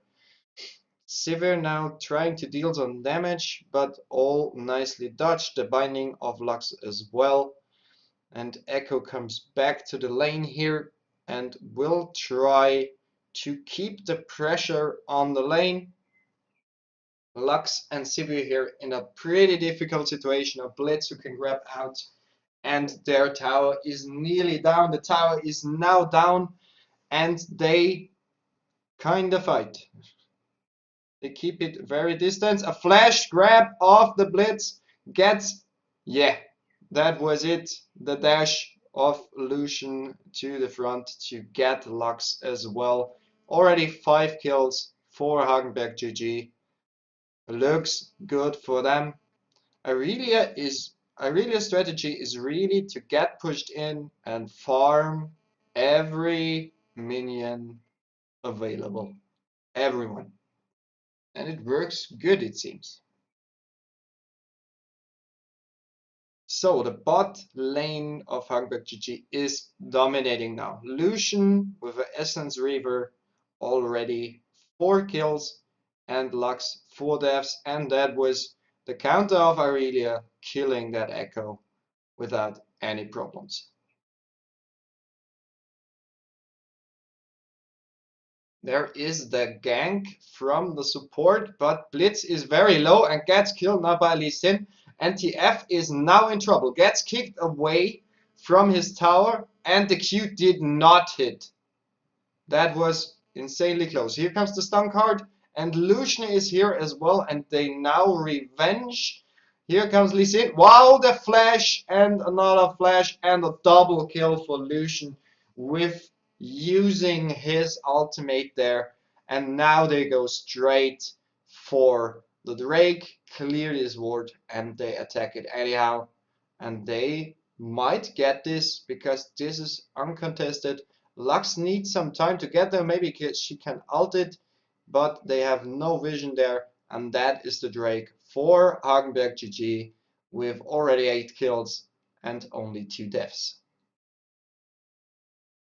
Let's trying to push here a little bit the mid lane, help TF out, and now they attack the mid turret. No, it goes past and sets a ward, that's even better. So now they are going for the turret. Syra gets a hit there and everything works.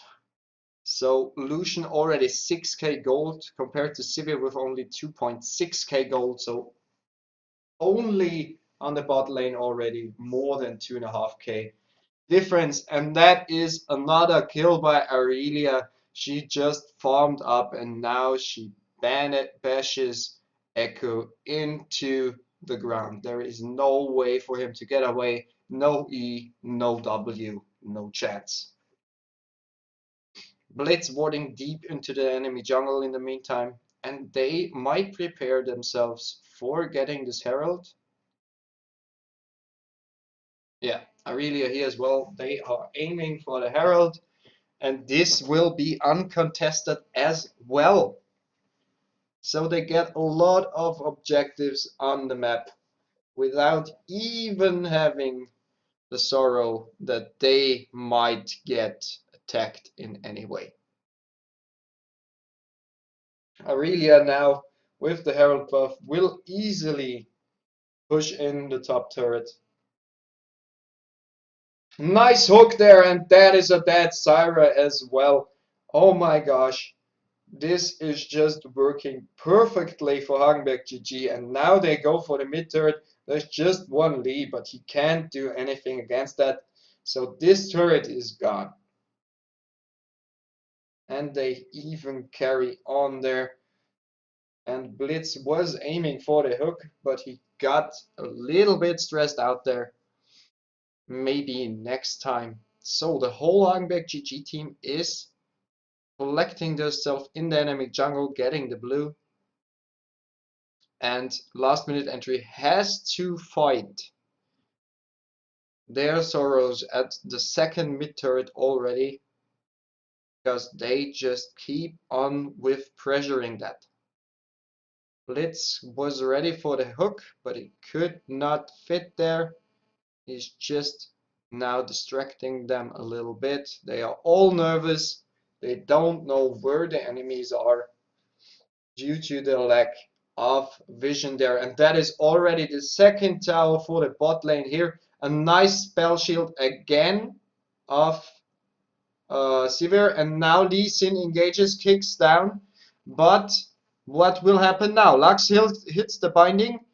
3 low versus 4 enemies of last minute entry. But last minute entry kills here the TF and might not get the second the 2 remaining there because they are too far away. Sekiel backing up a little bit for not getting hit, but he will get this top turret uncontested here. And they get the snail crab, everything. They have just the control over all objectives on the map here. Lucian already 8 kills, no deaths. Aurelia 3 kills, 1 assist. It does not look good for a last minute entry here. Hagenberg GG with 4 turrets, 1 Drake, and over 10k advantage after 15 minutes. So last minute's entry get destroyed here, but it's not over. If they group good and push together like they did before, they can get the one or the other kill. But this is first of all a double kill for Lucian again. Now already 10 kills. Well, you should not try to fight delusion if you're low or if you're own or if you're less than 4 people. Seems like that. They're already hitting a little bit and they get kicked down the turret, and that is a dead blitzcrank. And another kill for Lucian, another double kill for Lucian. Already 12 kills now. This guy is more than unstoppable. This guy rules the whole game. They don't know what to do against it. There comes the ultimate of TF. He stuns it. Dead echo here by Aurelia, and she goes for Lux as well. Lux is dead as well. And now Sivir maybe. Stun goes out, and that is the ace for Hagenberg GG.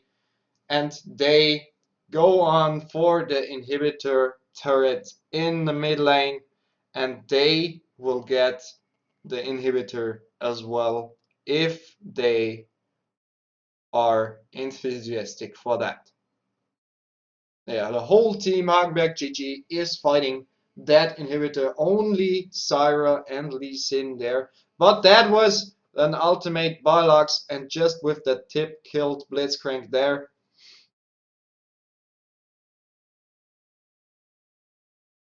So this is totally in favor of Hagenberg GG. The inhibitor is down. They have 20 kills, 1 Drake, and 6 turrets already. And they might get their 7th, but Echo is clearing the wave here. But they get a 2nd Drake as well, uncontested. So they rule really every objective here.